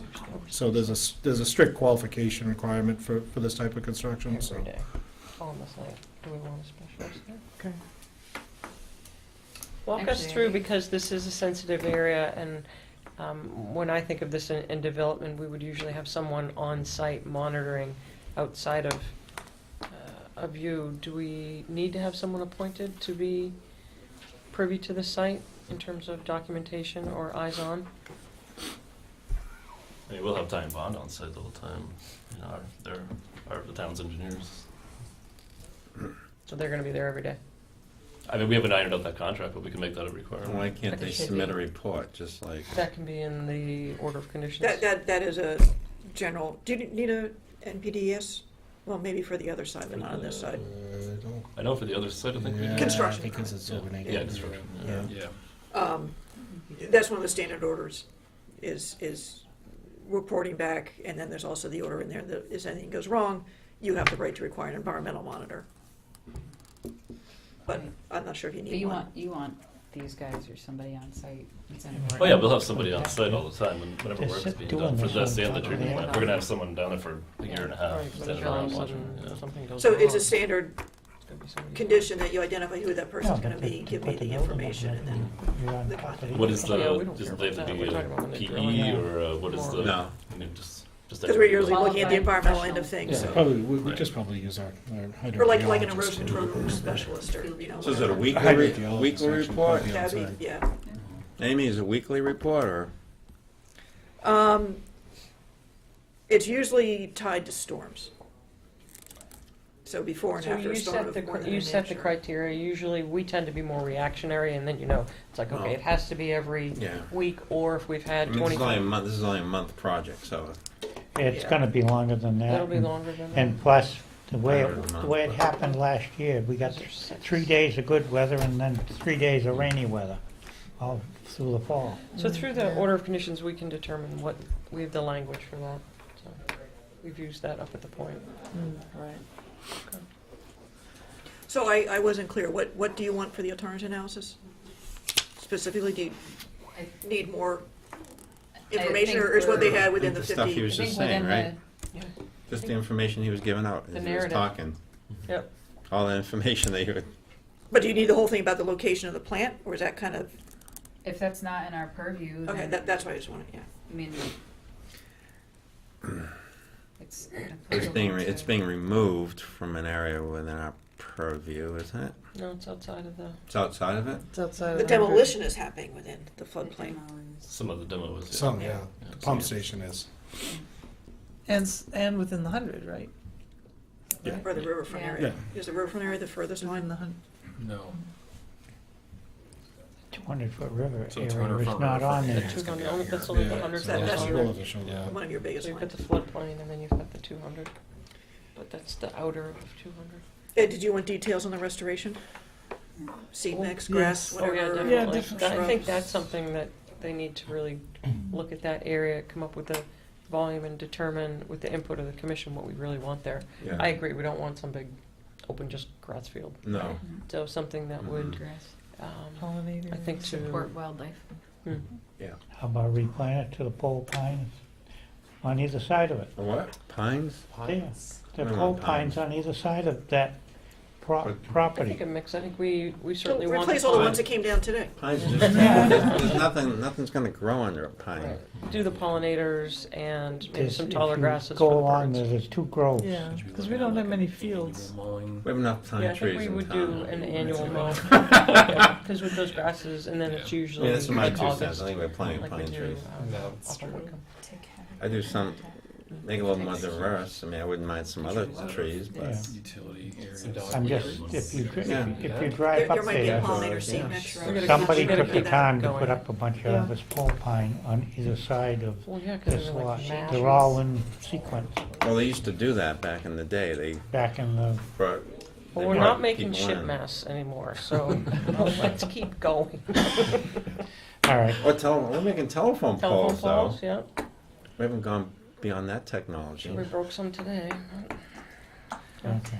Now, what's the difference between that blue, that bright blue and the green? So, and there's some part of the edge that's delineated as bank and parts where there's a bordering strip of wetland above the bank. BVW? Yes. So, Okay. edge of BBW, edge of bank. Okay. But you will be working in the wetland when you try to abandon the old well. Not in the well, No, no. in the buffer, not in, Yeah, it's like Yes, close to the 50 yeah. or something. But There not should in be the no wetlands. work in Leonard Water, bank, BBW.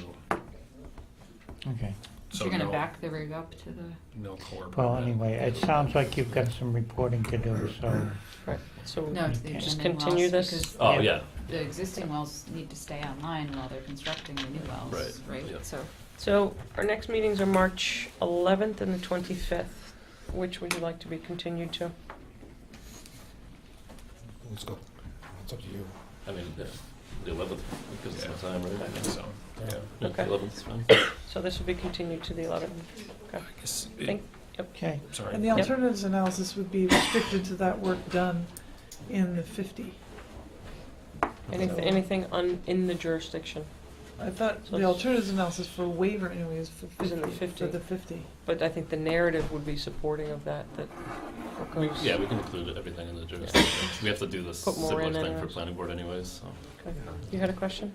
I just wanted to say that, so I guess you did mention that we have a file number. We did also hear back from National Heritage.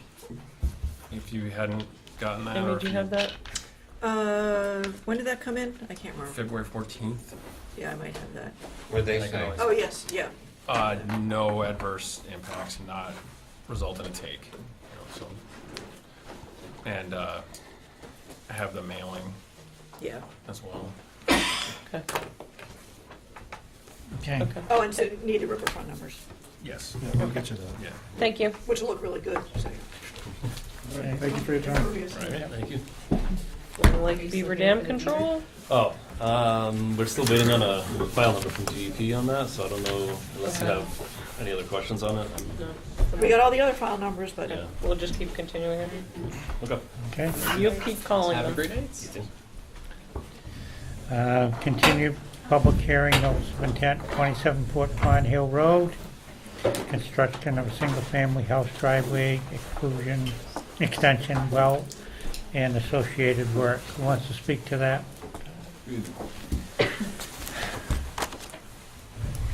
We may have a couple of revised plans. How many copies do you want? 2, please. I'll do one right now, and I'll use yours right here.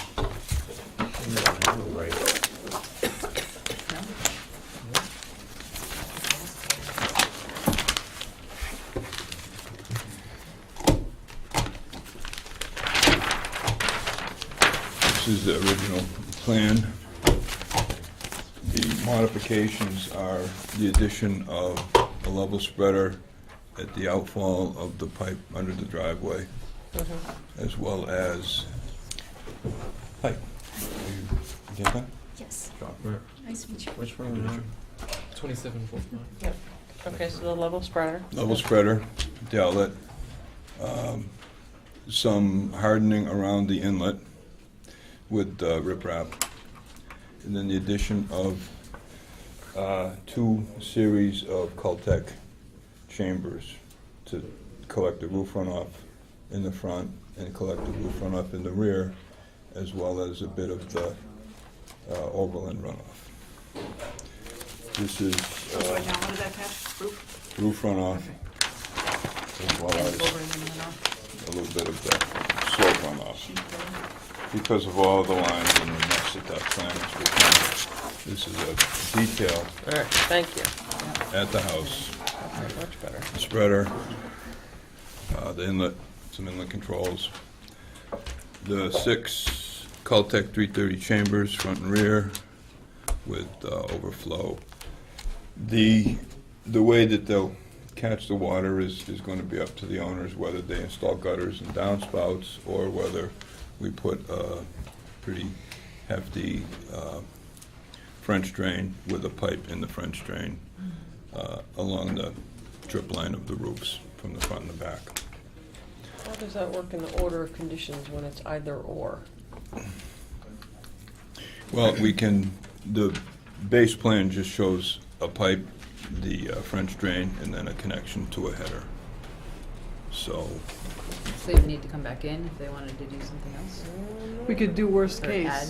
We could just I think do- this is the worst case. Yeah, This is the accommodate the most worst expensive case, way and to if you do go it. better, then, I think if they were to install gutters, they would collect all of the runoff and then have it run down into a manifold at the downspouts. So John, are you pushing all the water over to this side and none over to that side? Yes, there's a lot more undisturbed natural material here. There's some over in here.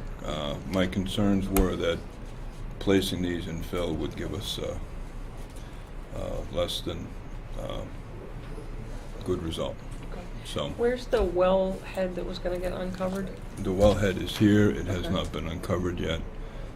We'd take an excavator and associated with this work and also with the work of widening and enlarging the driveway, there is erosion control line that would be set up along here. You can't see it on this plan, but it's on that plan. So I anticipated doing this work, uncovering the well, once the erosion controls are in. Why was the well not kept above ground to begin with? How come there was no, Is it there? it's there, yes. It's there, yeah. It's on I the saw it as-built. once. It's on the as-built. I marked it out on my as-built, and Russ Wilson located as well. What are the thoughts for dewatering? And I'm thinking of when you're doing your work here and your cut. We still have a lot of water that's coming down that hill. So how can we bypass that to make sure that we're not impacting any of the wetlands over here? There's a pretty good, You've got your swale, the swale on the other is a side. pretty deep swale, and I think you could sandbag it. but you're still picking Collect. up water on this side coming down the hill. You know, you kind of have that, where you're gonna excavate, Right here?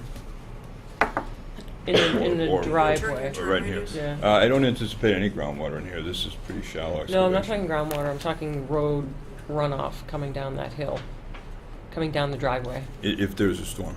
Yeah. Then, again, erosion control.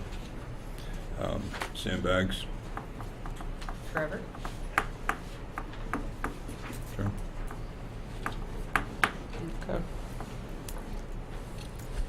So, one of the questions was, is there enough energy in here to scour? Using modeling the 100-year storm. Pipe can carry about 0.9 cubic feet per second. At full capacity, a 100-year storm puts about 0.6 cubic feet per second into there.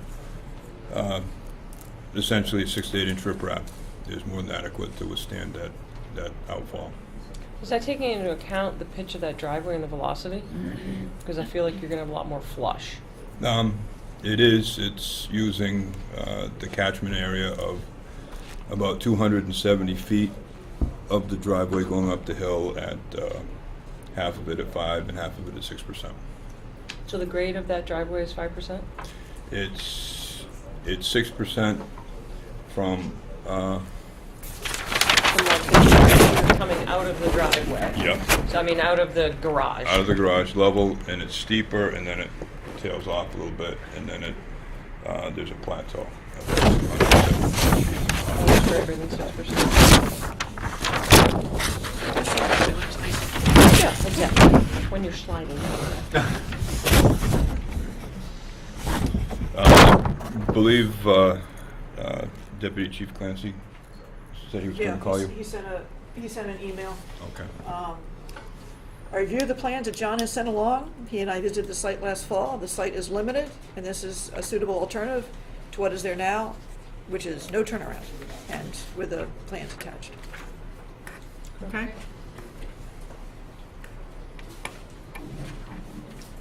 The stormwater chambers will catch all of the 100-year storm. Although there are some detail here for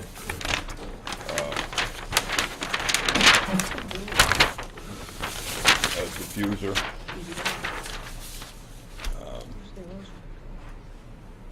So if they do overflow, they will overflow into this series of diffusers and then onto grade. Both of those would be at this end here and here. Where's the erosion control? It's not on here because it's,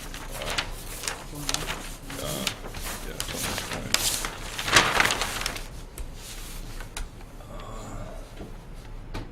It is that line. It's not on there.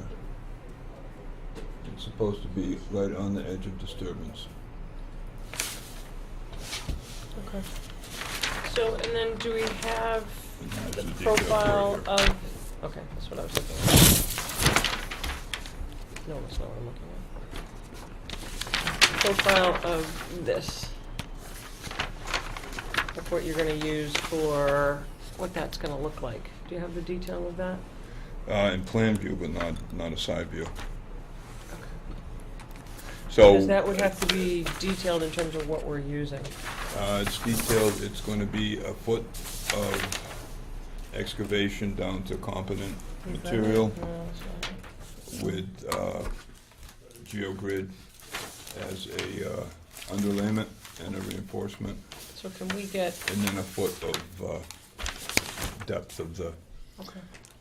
a cross-section? Mhm. Sure. And where is that in relation to the BVW line? On it. Across it, or? It's across it. So here is. There's no room there. Here's the BVW line here. So it's about 10 feet into the wetland area. What was your comment? There's not room for it, you mean in terms of erosion control? Well, the wetlands moved up to the pipe, so the outlet protection is gonna have to be in the new wetland.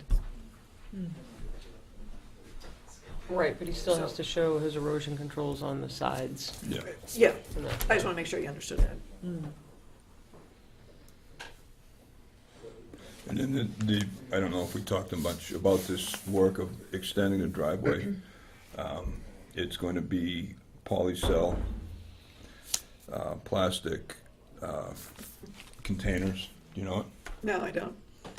It's like an accordion. It's an 8-inch thick, 40 mil piece of poly that you place stone in.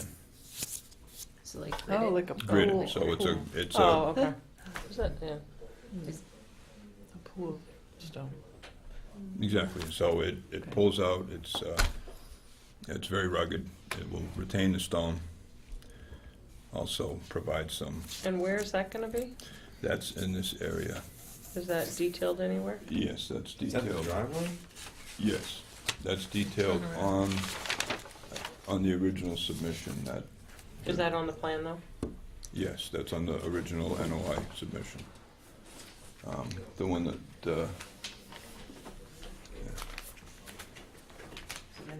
yep.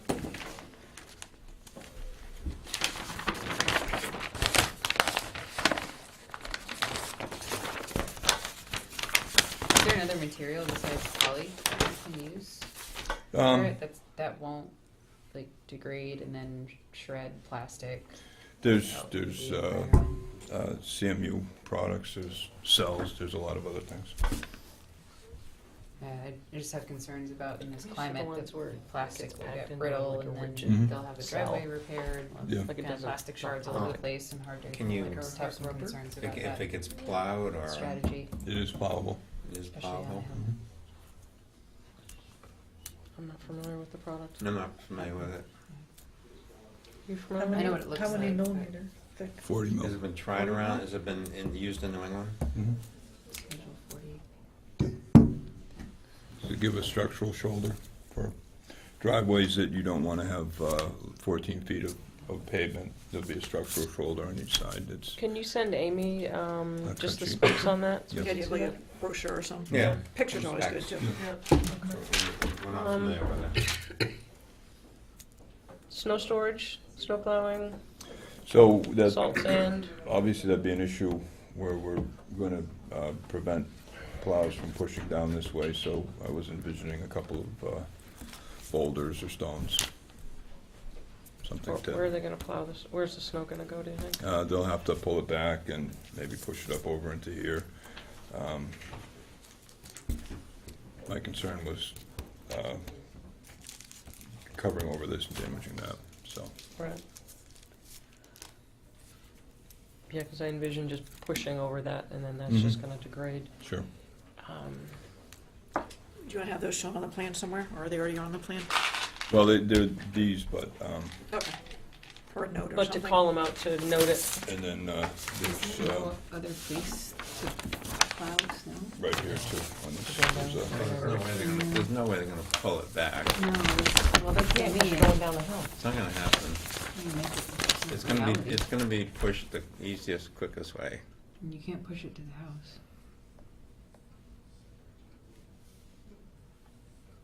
I mean, we could say all we want, we can put all we want in order conditions, but reality of the You have plow to, guy you at have 3 to in the look at morning, reality. If you're not it's looking at reality, you're not, it's how it's gonna Well, be. so then you should treat that more to take on the salt and the sand and come up with an OM how to clean that. Because that's, I mean, if that's where it's gonna go, then that's where it's gonna go, but looking forward to that, how do you maintain that and how do you try not to put as much into the wetlands? Because now, the wetlands moved, so you have to make accommodations for that. I would look at an analysis for that. And let's say own their own plow rig and come out of the garage and push it out.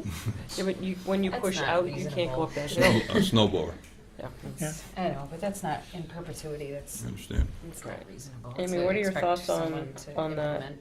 In terms of, because that's gonna be a direct, pretty much a direct charge, yeah. Well, with the boulders, they can't push into the wetland. No, but it's It'll all, basically be snow storage on the sort of gravel area.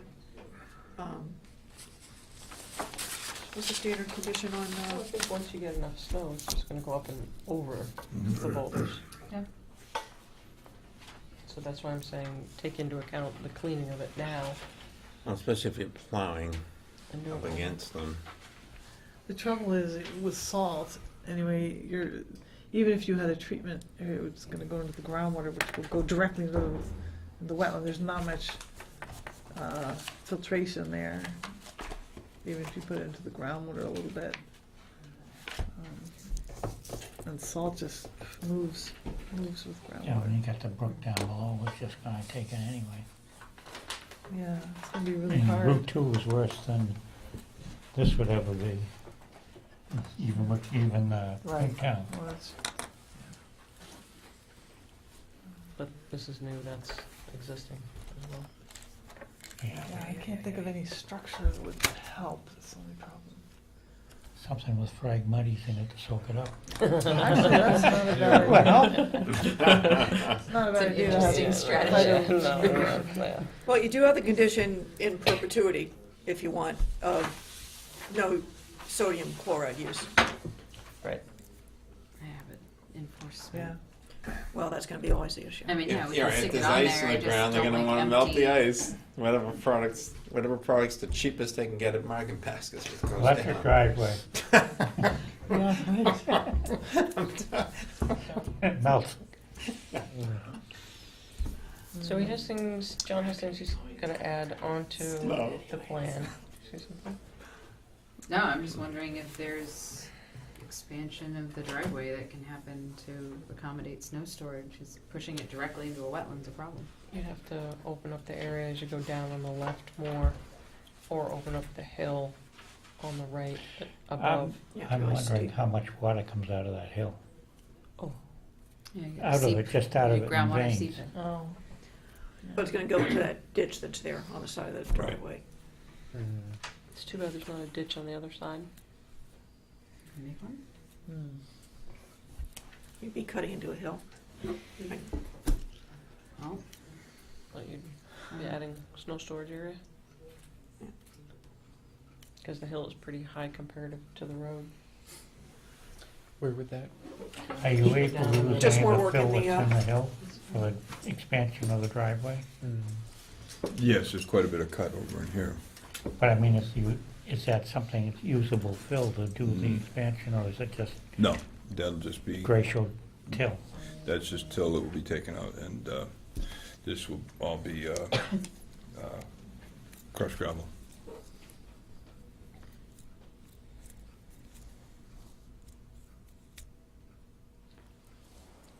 It's a better alternative to paving and control. I mean, Well, if it's unpaved, at least it's somewhat permeable. Yeah, my goal was to try to limit how much we'd have to. Yeah. I think paving's just gonna run off. No, but you start pushing a driveway with gravel or stone or a graded keep going. base or what have you, end up pushing it in the wetland anyway. that sounds good. Like And you need to plow potholes, somewhere and then else. it just, You need a that's spot why to it's plow just- somewhere else. There's a poster child for that over in The area Acton. on the left more. The pervious pavement, like, John, how much snow storage realistically is on the left as you go down the hill, where we're cutting for the fire truck? Over in here? Mm-hmm. Not much, because you have the swale and this, the inlet over here. Right. So and this steeply slopes up this way.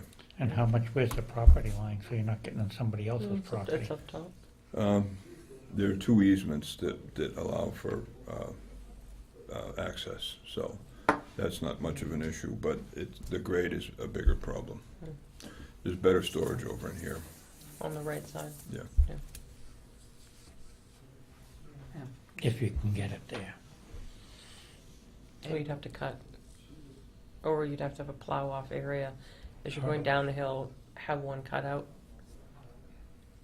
You could authorize that now, even though that might still be in the buffer zone. It would be in the 50-foot buffer zone. Or big, But if we're plowing big directly yacht- into a wetland, I'd, No, we're saying like to at least have a spot where you're coming down the hill, Yep. where it can cut off. You can at least get this amount over here, mhm, and so you're only having to take that amount. yeah. But you'd have to regulate it and have him cut in an area now. Yeah, Or there's do you not, also, for what it's worth, because it might not last, have a sign there saying no snow? Well, I think a It's combination. not gonna last long, but at least Yeah, the it's- first winter, the guy will get the idea.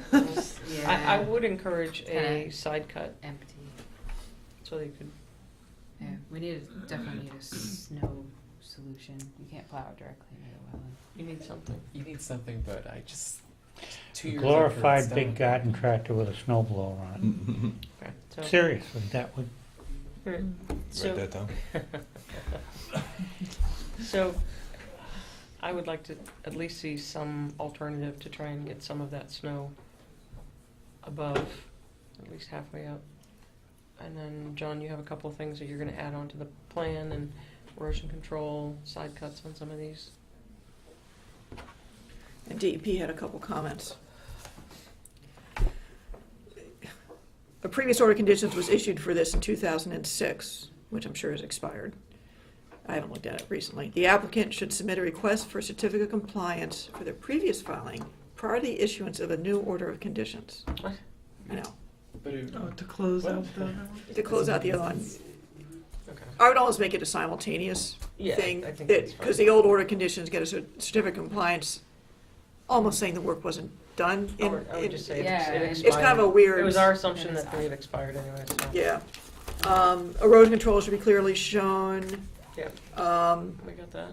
The NOI indicates that work will occur only within the buffer zone. However, 1,340 square feet of riverfront area alteration is proposed. The applicant should clarify the area of riverfront area alteration will be restored, it will be maintained as lawn. I assume probably maintained as lawn or Maintained as whatever, lawn. so. Yeah, it's hatched on the plan. And we now have a little bit of wetland fill. There's 200 foot, oh, this should, yeah, riverfront. Yeah. Right. Have we made note that some of those dead trees are coming down? Yeah, have you made any notes of that? No. Just another road down after today.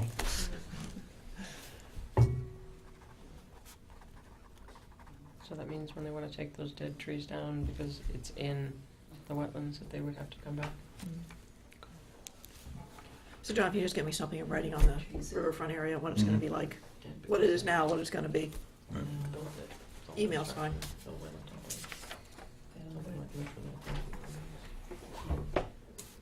Yeah, but wouldn't you be smart to do the trees now?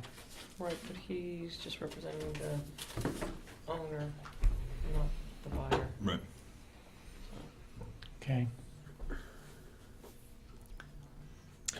Something else you consider, which you haven't done yet, is at the back of the regulations, there's that little recorded thing that you can do for owners saying that your property is in a riverfront area. Mhm. This might be one you might be able to, Right. might want to consider pushing that Signage. on. Since you haven't used it, you know. Right. Stretch a little bit. Sure. Okay. Yep. Okay. It's actually at the end of the driveway. This is a riverfront. Yeah, it is. John, the 11th or the 25th, do you want to be both on? No, those Yeah, are, those those are on are the here. table, I think. Yeah. The sooner the better. Is there any way you'd close it out conditional on receiving that? Receiving the, I can't say that without seeing the plans. sooner the better. March 11th? Yep. Okay, thank you. Continued discussion, King Pond conservation restriction.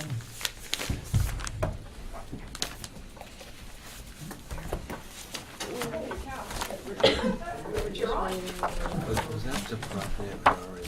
There's a line out there. Yes. That was the, Not Maybe entirely one sure of the why. book and page too. Where do you want me to, can I write that on? This is the waiver. So, why don't Reading. you just email it to me? When you give me the riverfront stuff? That'd be great, thanks. You want the waiver now? Okay. That's how we were almost done. No, nobody was here. Oh, yeah. They're all And that's why. out in the Do you hallway. want me to take these back? No, let me keep them for tracking purposes. What's happened. Perfect, thanks, John.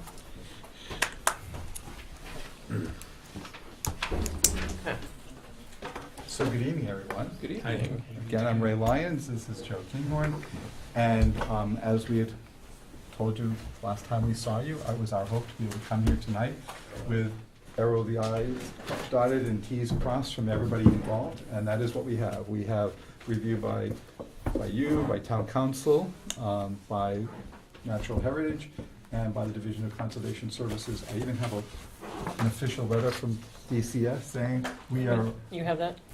good to go. Yes.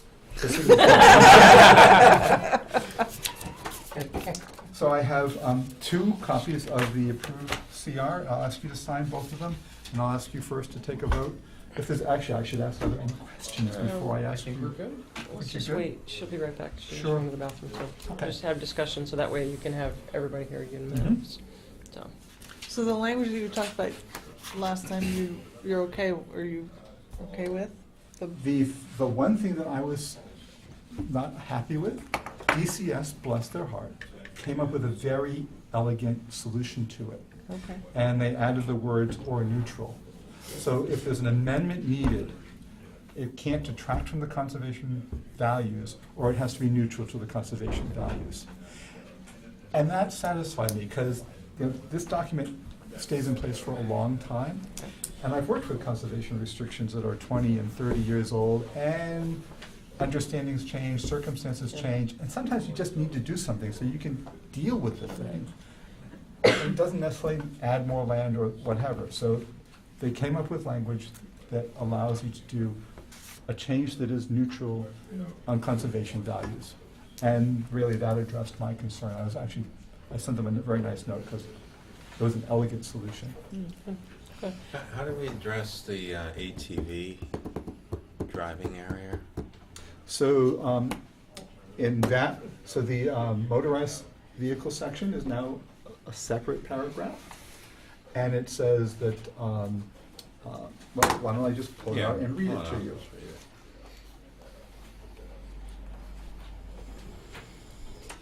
Recreational motorized vehicles and snowmobiles may be used, and horseback riding is allowed within the cart path as shown on the plan, and subject to grantee's approval elsewhere within the premises. Recreational motorized vehicles, however, shall not be used anywhere within the premises when and where material damage to water or natural resources, wildlife, or any other conservation value is occurring or appears likely to occur. So if you see something nasty happening out there because of overuse by the vehicles, you can shut it down. But the idea is that on the cart path, most of the time, it should be fine for them to do what he's doing. But if you see a big problem, you've got a line in there that says you can step in. How are we going to get on the property? You can see it from you would just. We're allowed on the property. And you're allowed. Allowed, and you So can the see right document, from the other here, property, let's so. just access. Joe hereby grants to you and the division the right to enter the premises upon reasonable notices, reasonable times to inspect the premises to determine compliance with the conservation restriction. Which theoretically I'll be doing once a year. Okay, so that's good. This actually gives you more powers than you have under your regulatory powers, because in your regulatory powers, really, you've got to be able to see the problem, or they have to have a Right. permit before you. Right. Now, if you have reason to think that there's a violation of the conservation restriction, this gives you the right to go on and inspect. Yeah. And then, well, if there's a problem, you have both the conservation restriction and your regulatory powers that can come to bear. Right. Well, and you know, I think we've repeated this a few times, the access is for ADA, and, you know, it's an important part of just access to the property, Mhm. so, and we support that. So, I think we've addressed everything that the commission was concerned about, Natural Heritage, DCS, and the lawyers. Good. So I would ask the commission to take a vote to approve the conservation So, restriction. someone wanna as make a written. motion? Well, just on the language, because we were gonna see this site, the site map that was gonna be. So there's a new attached to site it. map, it's attached to the back, and it has all the details that you were, Okay. and then some. So, Okay, I missed that, then all that's the, my bad. the vernal Okay. pools are on there now, including the Okay. 100-foot, and we've demarcated Okay. all the bounds of the CR area. And Amy suggested Okay. having meets and bounds for that disturbance area where a house may be. Oh, So, right, yeah. we've got that all very well And the defined. culverts are shown, and the trail is corrected. And the So that's all trail there. was corrected up Yeah. here, so you know, Oh, right, I remember you were gonna. yeah, so. Yeah, this no, is I now- was satisfied with, this was Mhm. the only thing that I wanted to see, and I apologize, I must have missed it. I'm sorry I didn't bring it to your attention. So actually, there's gonna be a full-size copy of this delivered to my office tomorrow. That'll go on record, so you won't have to just rely upon this one. There'll be a 2-by-3-foot one on record at the Registry of Deeds, where you can actually read the detail, and that'll be available online. Somebody wanna make a motion? I'd still make a motion for the commission to vote to approve and accept the Kinghorn Conservation Restriction as written. All those in favor? Aye. Now, does this have to go to the selectmen, just out of my It curiosity? does. It does. So they have to approve it? They also have to approve it. I hope to see them in 2 weeks. Yep. Oh, right. And- Sign it. We're gonna get 2 copies, son. Was that Yeah. I brought 2 what you're doing copies. here? Yeah. But you want us to sign both? Amy was asking that I bring Yeah. 2 copies for you Okay. to sign, and Okay. I get nervous when it's gotta go to the, from me to the Board of Selectmen and up and Right. down, and let's have 2 copies floating around.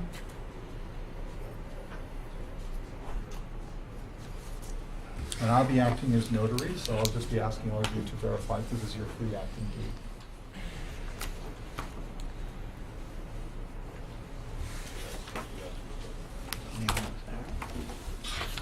And after changing Rachel's name, she's not here. I believe I took the names off the website, and I didn't check. Oh, really? Oh, well, you have to double check that I then. think we need to double check the website. Yeah.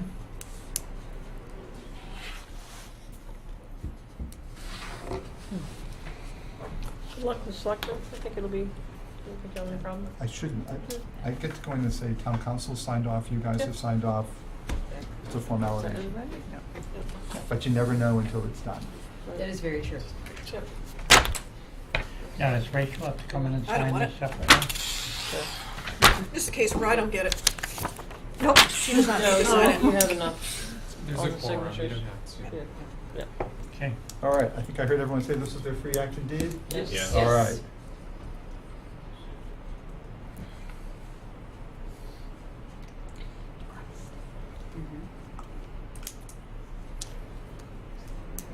Now, Amy, can I leave with both of these, or did you want to hold on to one? What's your preference? Why don't I hold on to one, and I can pass it over to Diane?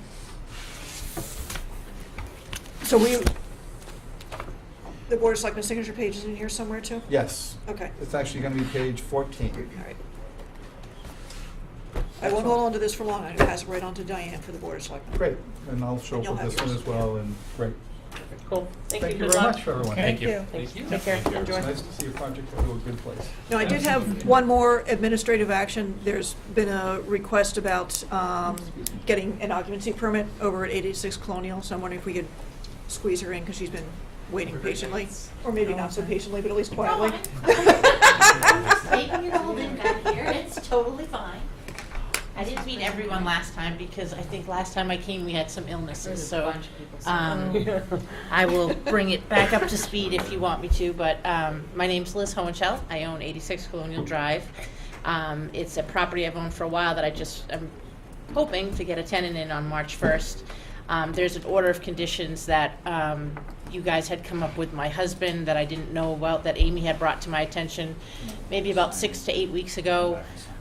Since that time I appeared in front of you the last meeting, you had asked me to have the area reflagged, which I have done. It's completed, but then we got snow. So you've not been able to do your site visit. So with that being said, I'm here tonight to request, I spoke to Roland in the building department, and in order for me to get a tenant in, your last suggestion was to me not to touch anything. That was what we said. So I haven't touched that part of the property, and it's not anything that would be disturbed because the driveway's on the other side. But I'd like Roland said he just needed something from this department, or from this commission, to say that I was actively working with you to meet the order of conditions so that he can give me an occupancy permit with a clause that I'll have 30, 60, 90 days, whatever it is, to rectify whatever is going on at the property. So that's why I'm here. So I've been out to the site. Has anybody, have you had a chance to go out? Amy, you had a chance to go out, right? Yeah. So what I saw today was that there's definitely some water issues. So Huge water here, issues. right, but the water is a direct discharge into the wetlands. And so I had more questions than not kind of coming down. So this is, let me Okay, back up that's a the little bit. backyard. Sorry, I Yep, thought you were so looking at a this is- different part. this Okay, is so on that's the where the well. left. Yep, okay. Yep, so you've got scouring going down through there into the Okay. wetlands. Okay. And then on the other side, Yeah. couldn't really see how that was vegetated So I can underneath show there. you, I should have printed it, I apologize. I took some pictures the last time I brought them with me. And I actually took it before the snow came, of the flagged areas, just to kind of show you that layout. And Amy, you have those as well? So this is one picture, which is not gonna, this So is it's not the, vegetated. think this is the area you're asking. Technology's not really No, my that's okay, friend. those are fine. Yeah. Is that prior, is that in your belief what it looked like prior to the snow? Yes. Okay. Yep. That's accurate. Okay. Yeah, that was my first. So that was the And first anyone- visit. It's Yeah. since been flagged, so there's now blue flags. That was what you had asked me to do, is reflag the area to see where it was in comparison to what I needed to do. Unfortunately, I couldn't get that information to you before the next round of snow came in. So the last I had heard is you were gonna do a site visit, which I absolutely welcome, but you can't see anything with snow.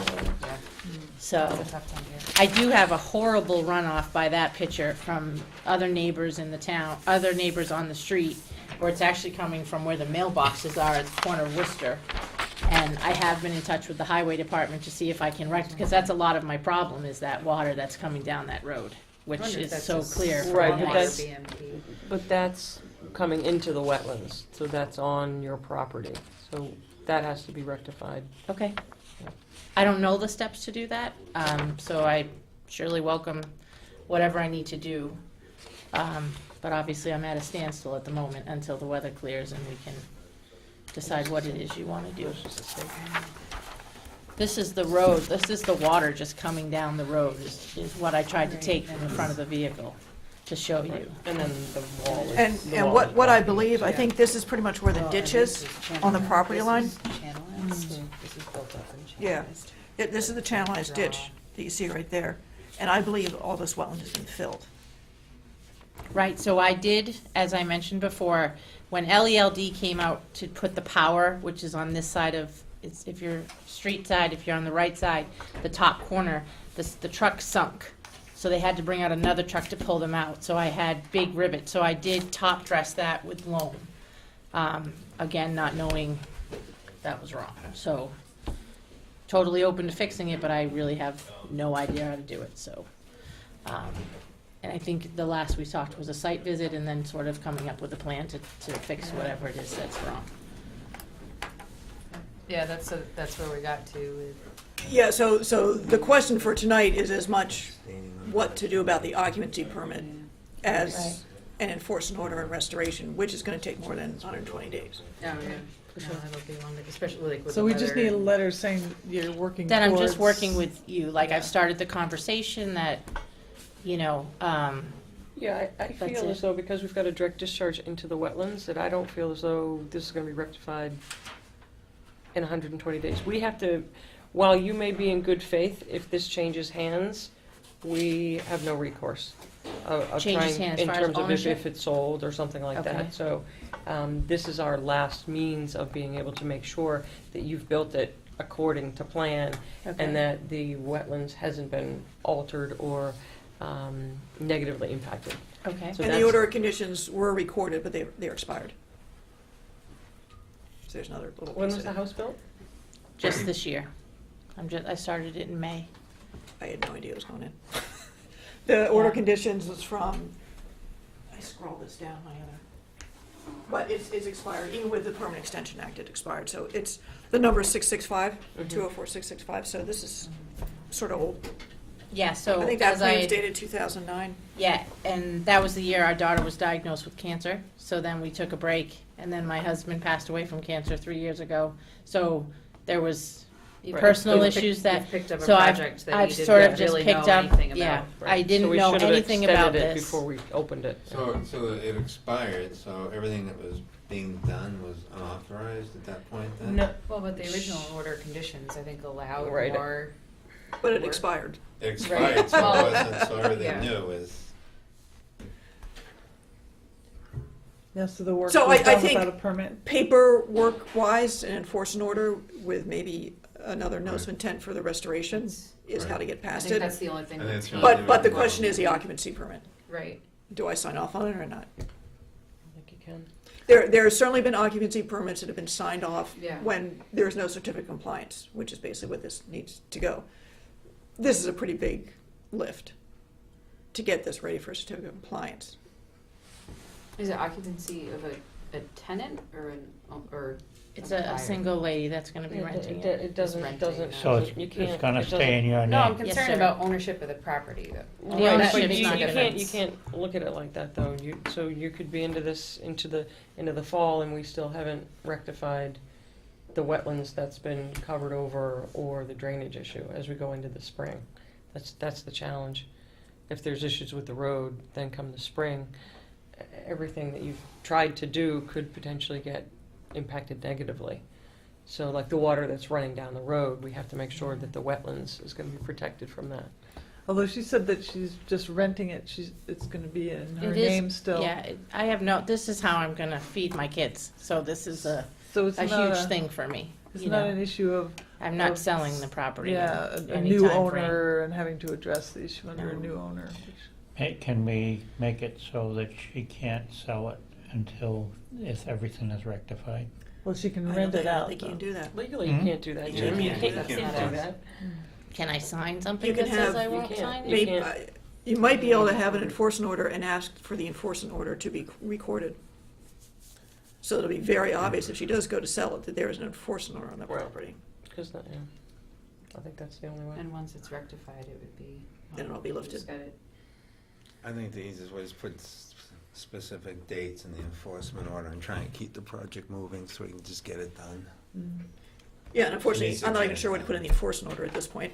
Although you can start with a kind of vague enforcement order and Yeah. get detail as we can see Right, conditions. just Well, needs to get it done. I'm wondering, Almost like hay possible. bales to help at least filter the water coming from the road into the channel, into the So wetlands. can I just understand you As right? So immediate, I'm trying to think about what else immediate. you're concerned with the back driveway where the well is that you just showed me the picture of, and over in this area. Correct. And so those are And two then the area areas, that the truck, wherever the truck sunk, and which is over here on the side of the yep, so property. that area has to be naturalized to what it was prior. Okay. I would think it'd have to be excavated and put gravel or something in it. It has just yes, the three things that had to be done. Those are the three areas that have impact. Yeah, we could So say it's that in this the enforcement area? order and say those areas have to be addressed, would not say exactly what And we're then gonna Right, do. well, our 'cause she site has to visit do and that, figure yeah. out So Gotta for, work on for, it. for the snow-free short term, site visit. do an enforcement order, require the erosion controls while there's discussion about the other restoration that needs to happen. Is that, If And she- how does that discussion happen? Do I just come to the meeting? Do you, last time you asked me to have it flagged, so what's my next step? Like, in order for me to keep this going, what would you like me to see do next, is, I guess, my Well, question. don't freak out when the enforcement order comes, because that's I haven't really it's freaked out paper. about anything this long. She hasn't. I was She hasn't. having babies, my husband was building buildings, so I have learned a lot in this. Yeah. I clearly didn't do it maliciously, I'm not Yeah. trying to extend Yeah. the road. I So- just need a little guidance on where you want me to so, go. and we're happy to help you with that. So basically, by putting an enforcement order, you have to register it to your deeds. So Okay. that's gonna be kind of a faith that, that's gonna keep you from selling this out before we get this all kind of like worked out. Yeah, and I'm So- totally okay with that. And that. or if you and- do set out, the next owner knows full well. Right. No, Right. I'm not, And it's not an Yeah. issue. It's our And level so, of and Amy comfort for can occupancy. walk you through that. I'm sorry? Sorry, go ahead. No, so Amy can help walk you through that. But then there's gonna be, so you know the three areas. So I'm not, the well, the side, and the third where area. Where the truck went in. That is the That's the side. side. Both sides. So there, and I think. This is my driveway side, this is Yep. where your well is that you said was Mhm. going in here. Yep. And wasn't And it, didn't you put these stones next to the So stream I as had well? built up the Yeah. stone to try to keep, so the water was coming over like this. So Mhm. I took stones and followed the natural progression of that Right. stream to try to pool it in one area. But Yeah. it's not Right. really, it's kind of a losing battle. So, Right. Well, who Question is, do we did the want survey that? for you, for the wetlands? Was it Civil Solutions? Who's on the no. plan there? I did talk to Kurt Fitzpatrick's, but he gave me, oh my God, I'm drawing a blank. Erickson, Stephen Erickson came out and reflagged it. It was a referral from Kurt Fitzpatrick's at Civil Solutions.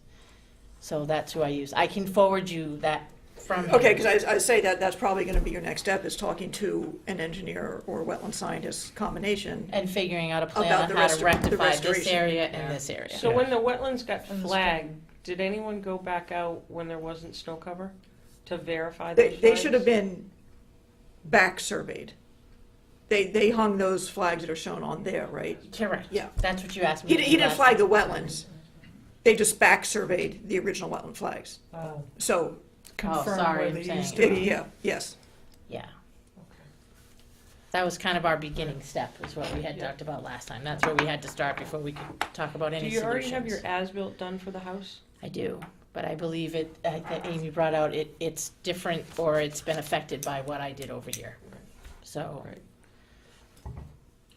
Okay, so basically the as-built, say they have, so, sorry, I'm gonna back up one step. sure. So the wetlands flags that are there now, they weren't done in the field, they were just marked? They were the original, yeah.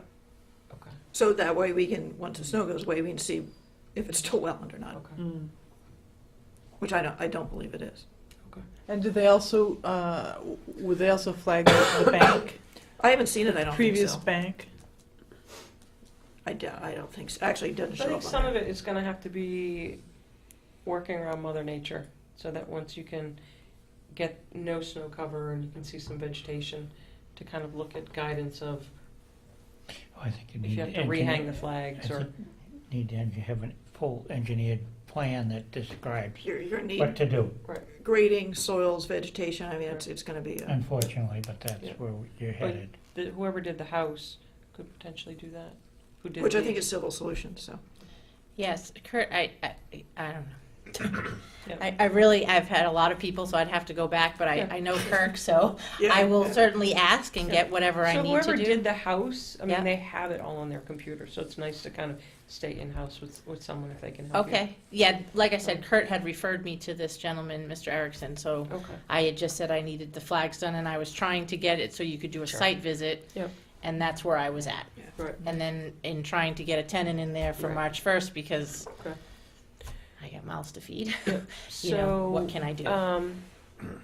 So we'll issue an enforcement order, You know, thank and you. then we are gonna put the onus on you that you have to do some of the work. We're not gonna tell you how you're going to, like, renaturalize or work on the drainage. That's where your engineer. I need to do that, Yeah, okay. you and your engineer will start to kind of look at, okay, what needs to be addressed, and then you just kind of methodically just keep pecking away at it. Okay, so the re-drainage around the well and the side, Road, yeah. okay. And you're On the saying, side. come up with the plans, not do the work. Correct, Right. yep. Exactly. You're gonna approve the plan, then I'm gonna have it Yes. done. You may have to put some erosion control out. I think that's what you just, it's sort of the short-term erosion Yeah. controls back near the well. So basically, you along want to the road. slow the water down Okay, that's coming into the wetlands. And so, and your engineer can make some suggestions too. for erosion control, to slow Yep. the water down Yep. into the wetlands. Yep. And what about the Straw stream? bales or wattles or something like Okay, Do we want to restore the stream to We'll natural have to deal with bank? that. I think That- you'll have to Or do, just have you'll- it be one of the areas it'll be to one of the areas to addressed? kind of look at to see. yeah, okay, that's how do right you- on the side where yeah, you. How do you did the- renaturalize Yeah, that? look at the Because you want to stream. make it stable so it's not going to collapse or, you Right. know, if kids are playing, you don't want them to sink into it too. Okay, so I need to do an engineer to do the re-drainage around the well and look at the side on how to bring it back to, what do I Its tell them? Former condition. Renaturalize. Renaturalize. Okay, and then once we come up with a plan, I reach out to Amy and say, I need to go in front of you again, I bring that plan to you, we say Yes. yay or nay, or we go back. Yeah, and I also think that, you know, there's a time in between all that to have some site visits that Amy can come out or some of us can come out, so that you don't want to put money into a plan until you've actually determined that that was really what you wanted to do. Yeah, if you can So- come out and look at it, I Yeah. absolutely welcome that, and Yeah. any feedback would be appreciated. In So the meantime, basically, we you're do gonna it. get an enforcement order, Okay, which you have to acknowledge, and Okay. then you have to register it onto the deed. okay, And so that would be, Record it. yeah. Yep. number And that one. maybe we can make it that it's a temporary occupancy permit for 30 days max, while that gets recorded, 'cause there's gonna be a period of time here. Does that sound? I What would is give, that gonna like, do for 30 days? That's gonna allow them to move in on March 1st, where she needs. who gives me the enforcement order, where does that come Yeah, from? what happens do. after You do. 30 days? And then I give that to Then the it will attorney be to the just permanent. file Sure with my it's registry recorded. of That's just deeds. insured. Okay, To ensure that. Sure that, it's recorded? Yep.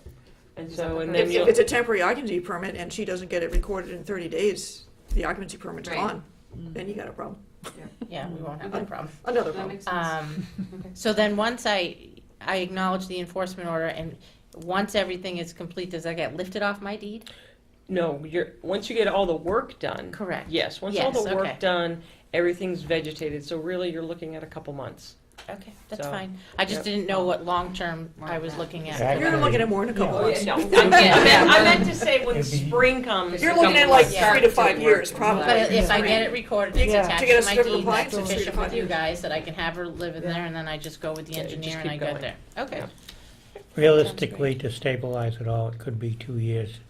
Because you gotta get the grass to grow. To get everything, Okay. there may be a But the limitation. enforcement would be lifted by then. And the only other thing I'm gonna say is, I don't know about recording an enforcement order, so I gotta check into that, how that works. Okay. I'm sure Go there's see- something. I don't know whether you do anything with Sherry Gould. She I'm can- sorry? Do you do anything with Sherry Gould? I don't. I use Scott Erickson at Whatever. Hertzl and Ansel. Whatever. Yes. He's that's really fine. good. Yeah, So that's he, fine. Some of them he just- he recorded the deed for the Board of Health as far as a 2-bedroom. So I can reach out to Yeah. him tomorrow and ask him, And you tell can him I even have have an him talk enforcement to order. Andy, because as soon as you tell him you're getting an enforcement order, he might drop the phone. Oh, okay, so I'm not having the right reaction to that, okay. So you just say, no, it's actually okay. Yeah. Because it's gonna be So- lifted once I'm in Yeah, later on. compliance. Exactly. Okay, so then that's not a problem. You can almost call it a friendly enforcement orders. They're sometimes referred to that way. 'cause it- Friendly's good. But you get the work done. Right. Yeah. Okay. Yeah, as long as I can rent it and get some Yeah, money his coming back, reaction that would be was- great. Okay. And thank you Yep. for your time again. Yeah. I'll be seeing you again. Thank you. Thank you. Definitely. Oh, yeah, I think I'm gonna be here for a while. Thank you. So are we issuing a temporary, I'll type a violation. All I needed for, all Roland Yeah, needed I was think from- I got what I that need to said do the the enforcement order. conversation was I will happening. sign it next time we meet. You just ratify the enforcement order. Right. oh no, I mean the occupancy permit, are we gonna She'll do take it? care of that with Roland. Yeah, so I'll Yeah. Okay, that'll I'll be do all that set. with Yeah, She could okay. pick, if she, to hasten things, she could come and pick up the enforcement order from you, right, in a day or two? It's gonna be certified. I'm gonna cover It it. doesn't, I can get her to sign something, so she can. Yeah, pick it if up. you need me to come sign it, or I can bring it over to Scott. I'll have my attorney Scott reach out to you anyway. All right, I don't think I'll be able to do it tomorrow because I'm in and out, but I can That's probably okay. do this by Wednesday. I'll at least start the conversation with you guys. It'll get there eventually. All right, thank you, Amy. Appreciate it, thank you. Have a good night. Thanks. Public think hearing you notice of recorded intent, enforcement order? 26 Deer Run, U 48-5, Mass DEP file number 204-8XX, Oh, yeah. raise existing house and constructing a new one in generally the same location with buffer zone of Lake Manawanaki. Challenging. Good evening. Good evening. I am Neil Gorman from David Ross Associates, representing Dana and Jana Gilpatrick, the property owners. And what we have is a side-by-side view of existing conditions and proposed conditions. So on the far side, I'm sorry I don't have my 11x17s, I have one. We lost power just as I was. So, Oh, really? Today? yeah. With the wind? Oh. Is this the previous? Is that Corey's people? Is this Time Bond or? On our end.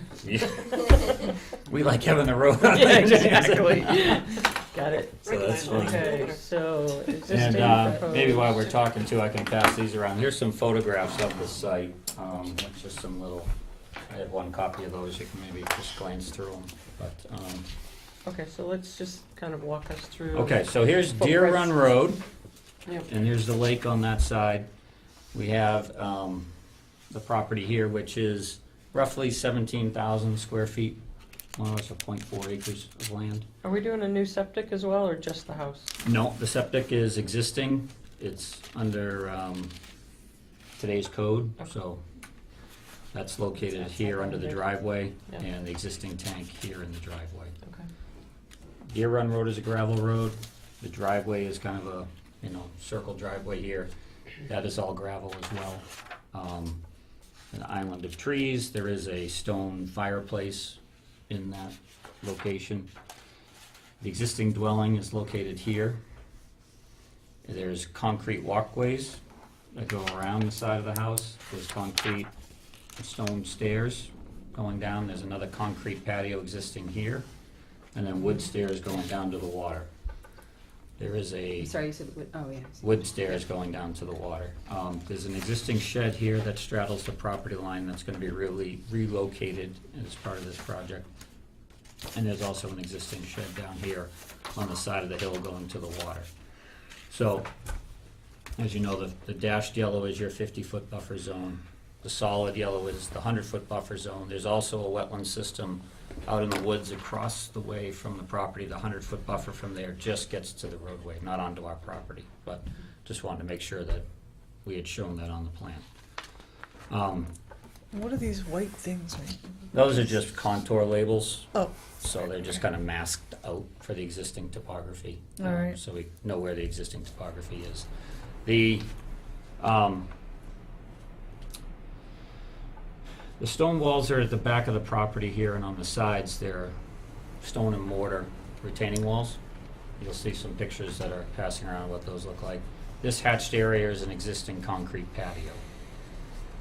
So, project is proposing to tear down this dwelling, leaving the stone and mortar walls and patios in the back, and these stone concrete stairs. And proposing the new dwelling here, which we are moving closer this way and a little bit to the north and east, but maintaining the same offset from the nearest point of the wetlands. So we're existing 29, we're gonna be at 29. And it looks like you may be at the same impervious, 2 and the 50. Actually, we're a little bit less. This portion of the roof here, compared to this, is smaller. And then the areas where, the voids where the dwelling was here, that we're moving this way, this is gonna be under a deck, which is gonna be like a crushed stone bed. This area here, which was roof at one time, we're proposing like a planting area, maybe some shrubs and some mulch in that area to create more soft rather than more impervious. So we are less impervious here within the 50-foot buffer zone. This portion of the house is a garage, which this house doesn't have at this point. So we have a 2-car garage. We are moving the septic tank, which is located here right now. Because the house is moving in this direction, we are moving it out to the side of the house so that we can connect to the existing leaching system here by gravity. These shown on the plan is their future expansion area for the septic system that was designated on the design in 1995. So we can't really move the house anymore this direction because then we're right at the offset for the foundation and the garage from that future expansion area. The proposed deck off the back of the house is over the existing concrete patio. The portion of the patio outside of the 50-foot, we're proposing to tie that in again with concrete patio. And again, the portions within the 50-foot will be a crushed stone bed and then a planter here, shrubs. This section of the dwelling is a covered porch, which again is outside the 50-foot buffer zone. And there is a covered porch in between the dwelling and the garage here. We are proposing to collect the roof runoff with gutters. One gutter outlet is here, which is outside the 100-foot buffer zone. And this one here is outletting at about the 50-foot buffer zone for that side of the house. There is going to be some grading work on this side of the property in order to set the septic tank and not have more than the 3 feet of cover that it can have over the septic tank. The shed that is located here, which is about 60 feet from the water, is being moved to here, which is closer to about 80 feet from the water.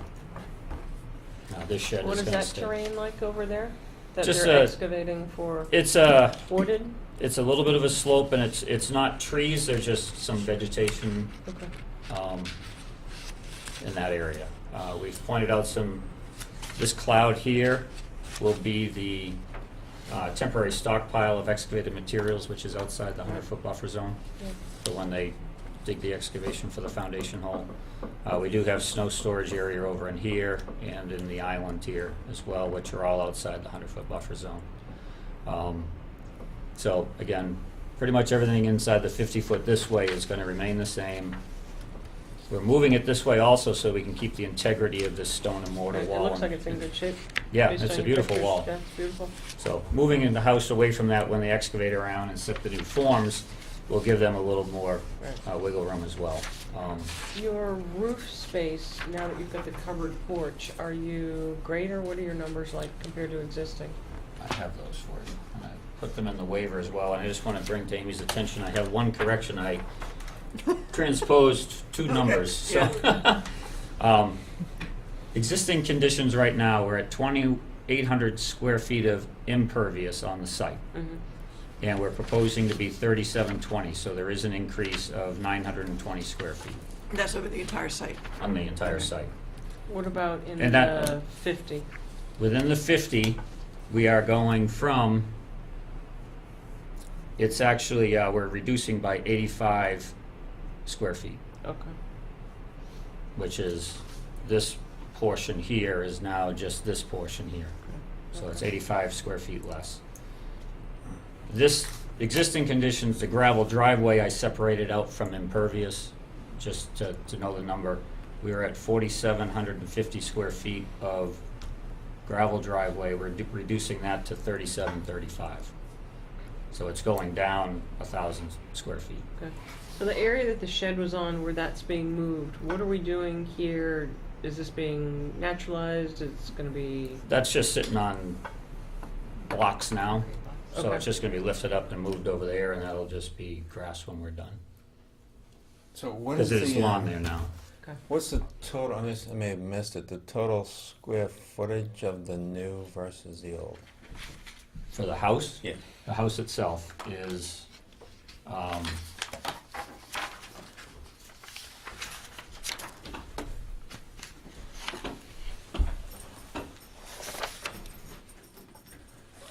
Yeah, because my question was roof. Right.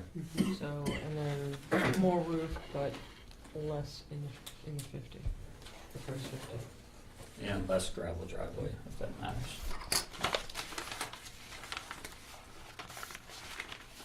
Depends on what you're So replacing. the house would be a two-story house rather than I want to get a, an idea. There we go. Size. See, exactly. The existing house is going from 1,172 square feet to 2,400, So double. approximately. but it's going up.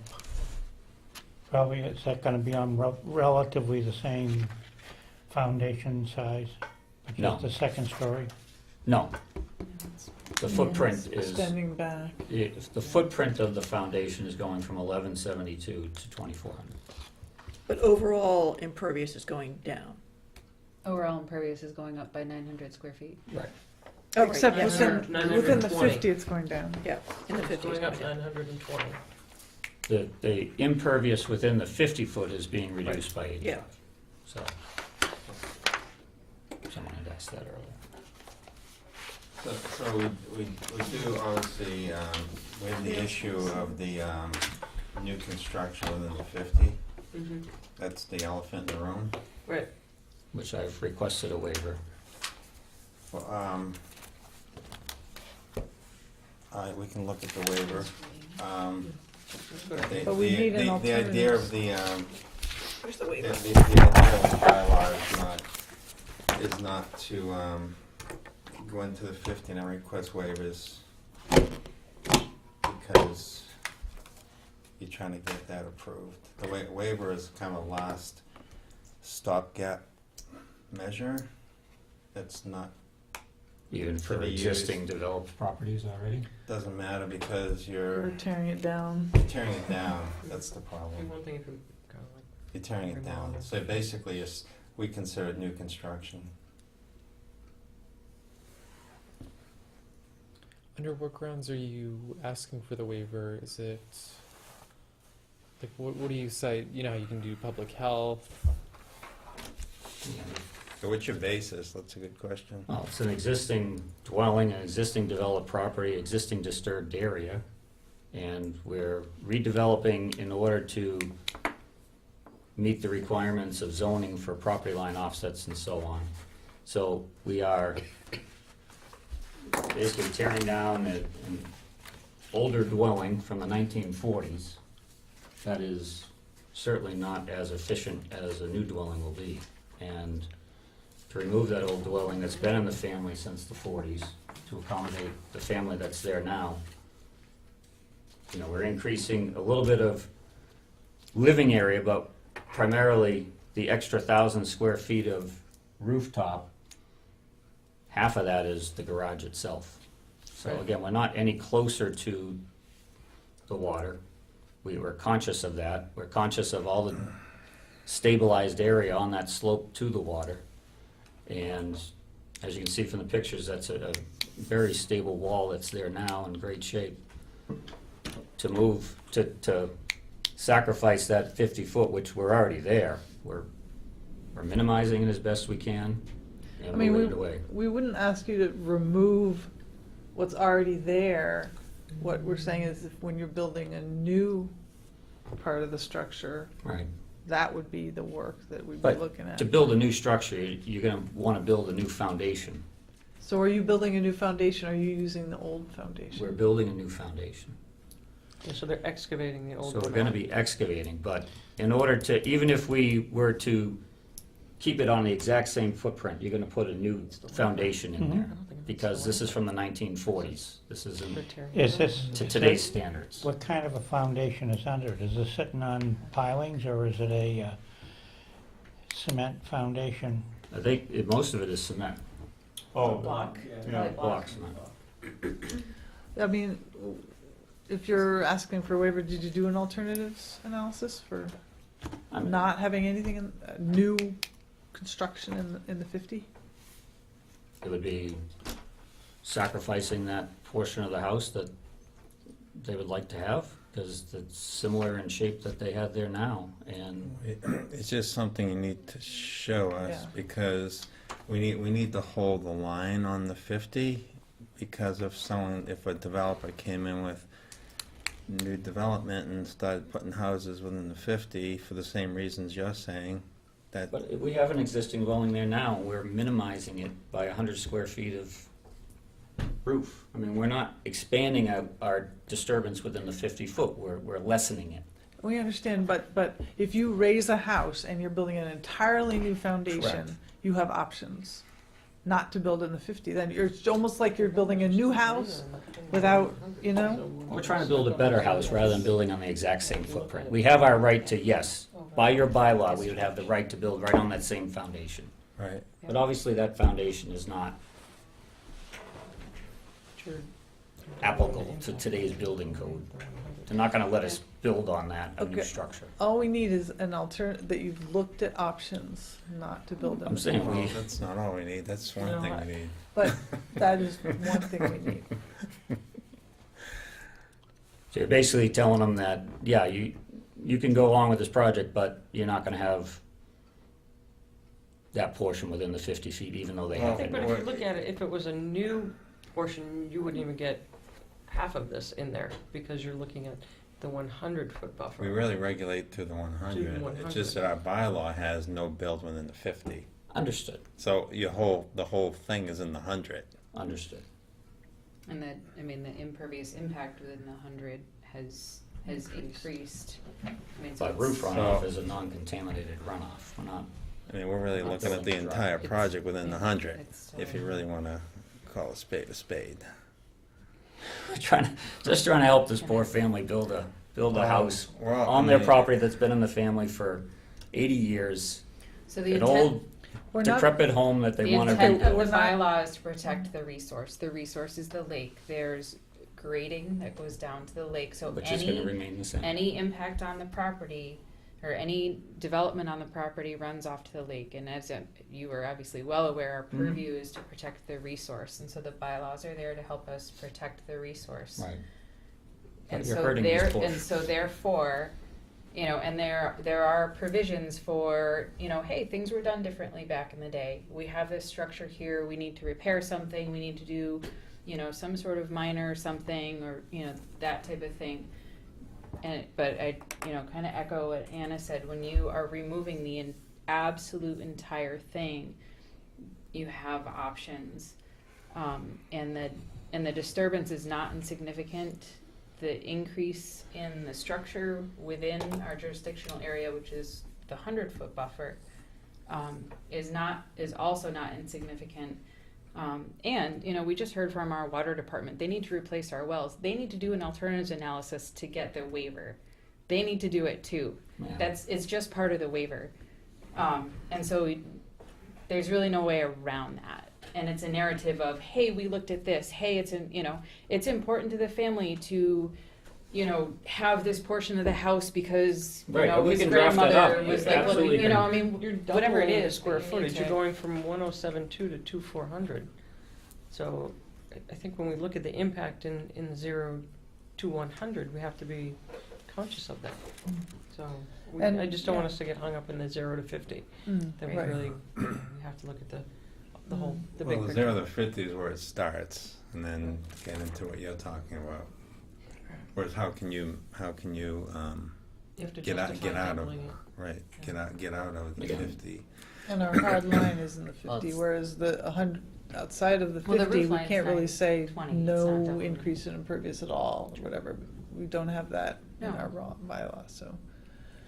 No, but I mean, bottom line, in order to qualify for a waiver to build, to completely raise the structure and rebuild within the 50, an alternatives analysis is part of it. For no matter what you want to do, like we're making our water department do that to install us new wells. It just is. I know, it just seems a little extreme, but I understand, so we'll draft something. We're not as extreme as a lot of towns. We've actually Yeah. pretty. We Actually, have more gotten there. notice. We've gotten there. We'll put I it don't know, that I way. think you've. I work in a lot of towns. Foxborough? We've gotten there, trust me. We have to. That's just the way things are also have- moving. I know, but You also We have a lot need of water the sources. public interest piece of it too. So I would suggest you go back to drawing board and But see what you can let me, come up I mean, with. what are the chances that an alternatives analysis, is that going to be something that you're going to allow that work within the 50-foot, or is it gonna be no bones? If you have nothing? other options, we would prefer the other options. Well, the other options is altering the designed house that they have, Right, is that possible? which is going back and paying an architect to redesign the house, where we're basically keeping a similar shape to what we had here, bumping out the front and adding a garage. Yeah. That's I really mean- what they've done. But didn't the architect know that that was our bylaw? Most architects don't know. I gave them a site plan talking about not being any nearer to the Yeah, but wetlands. that would be your company's job to let them know I did.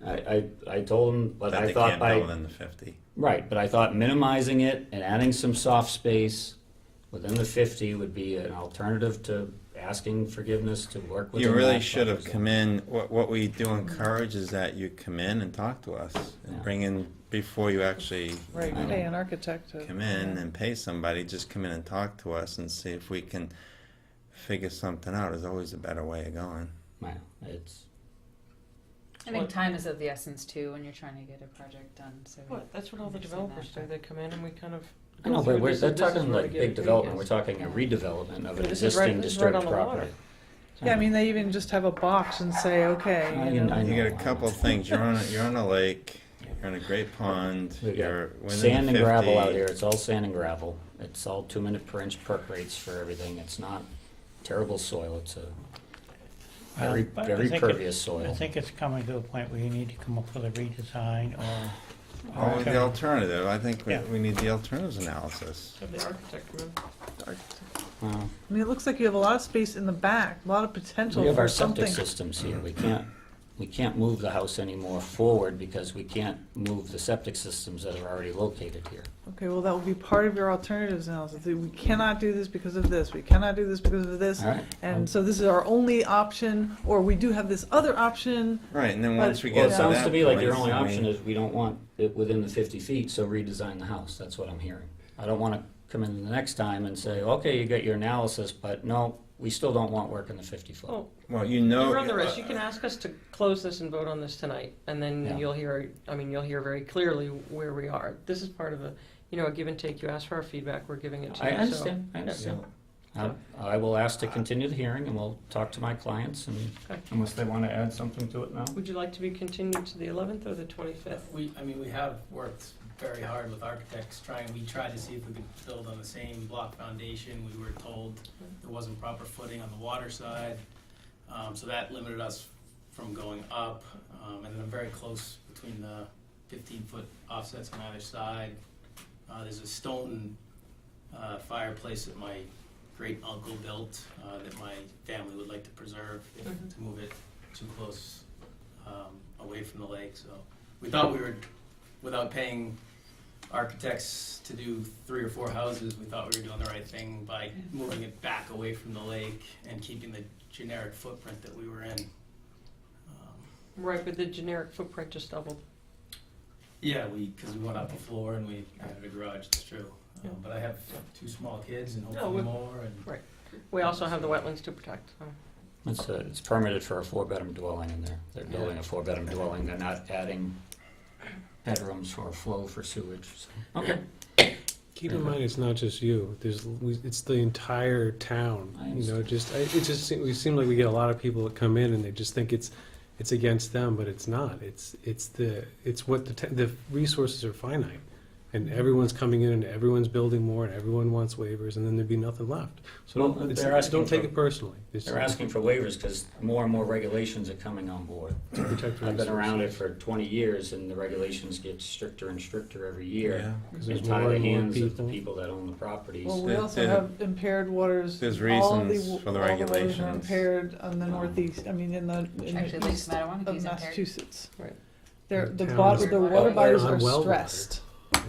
But They're roof stressed. runoff is not a contaminated runoff. But all impervious surfaces close to the water prevent infiltration, as you know.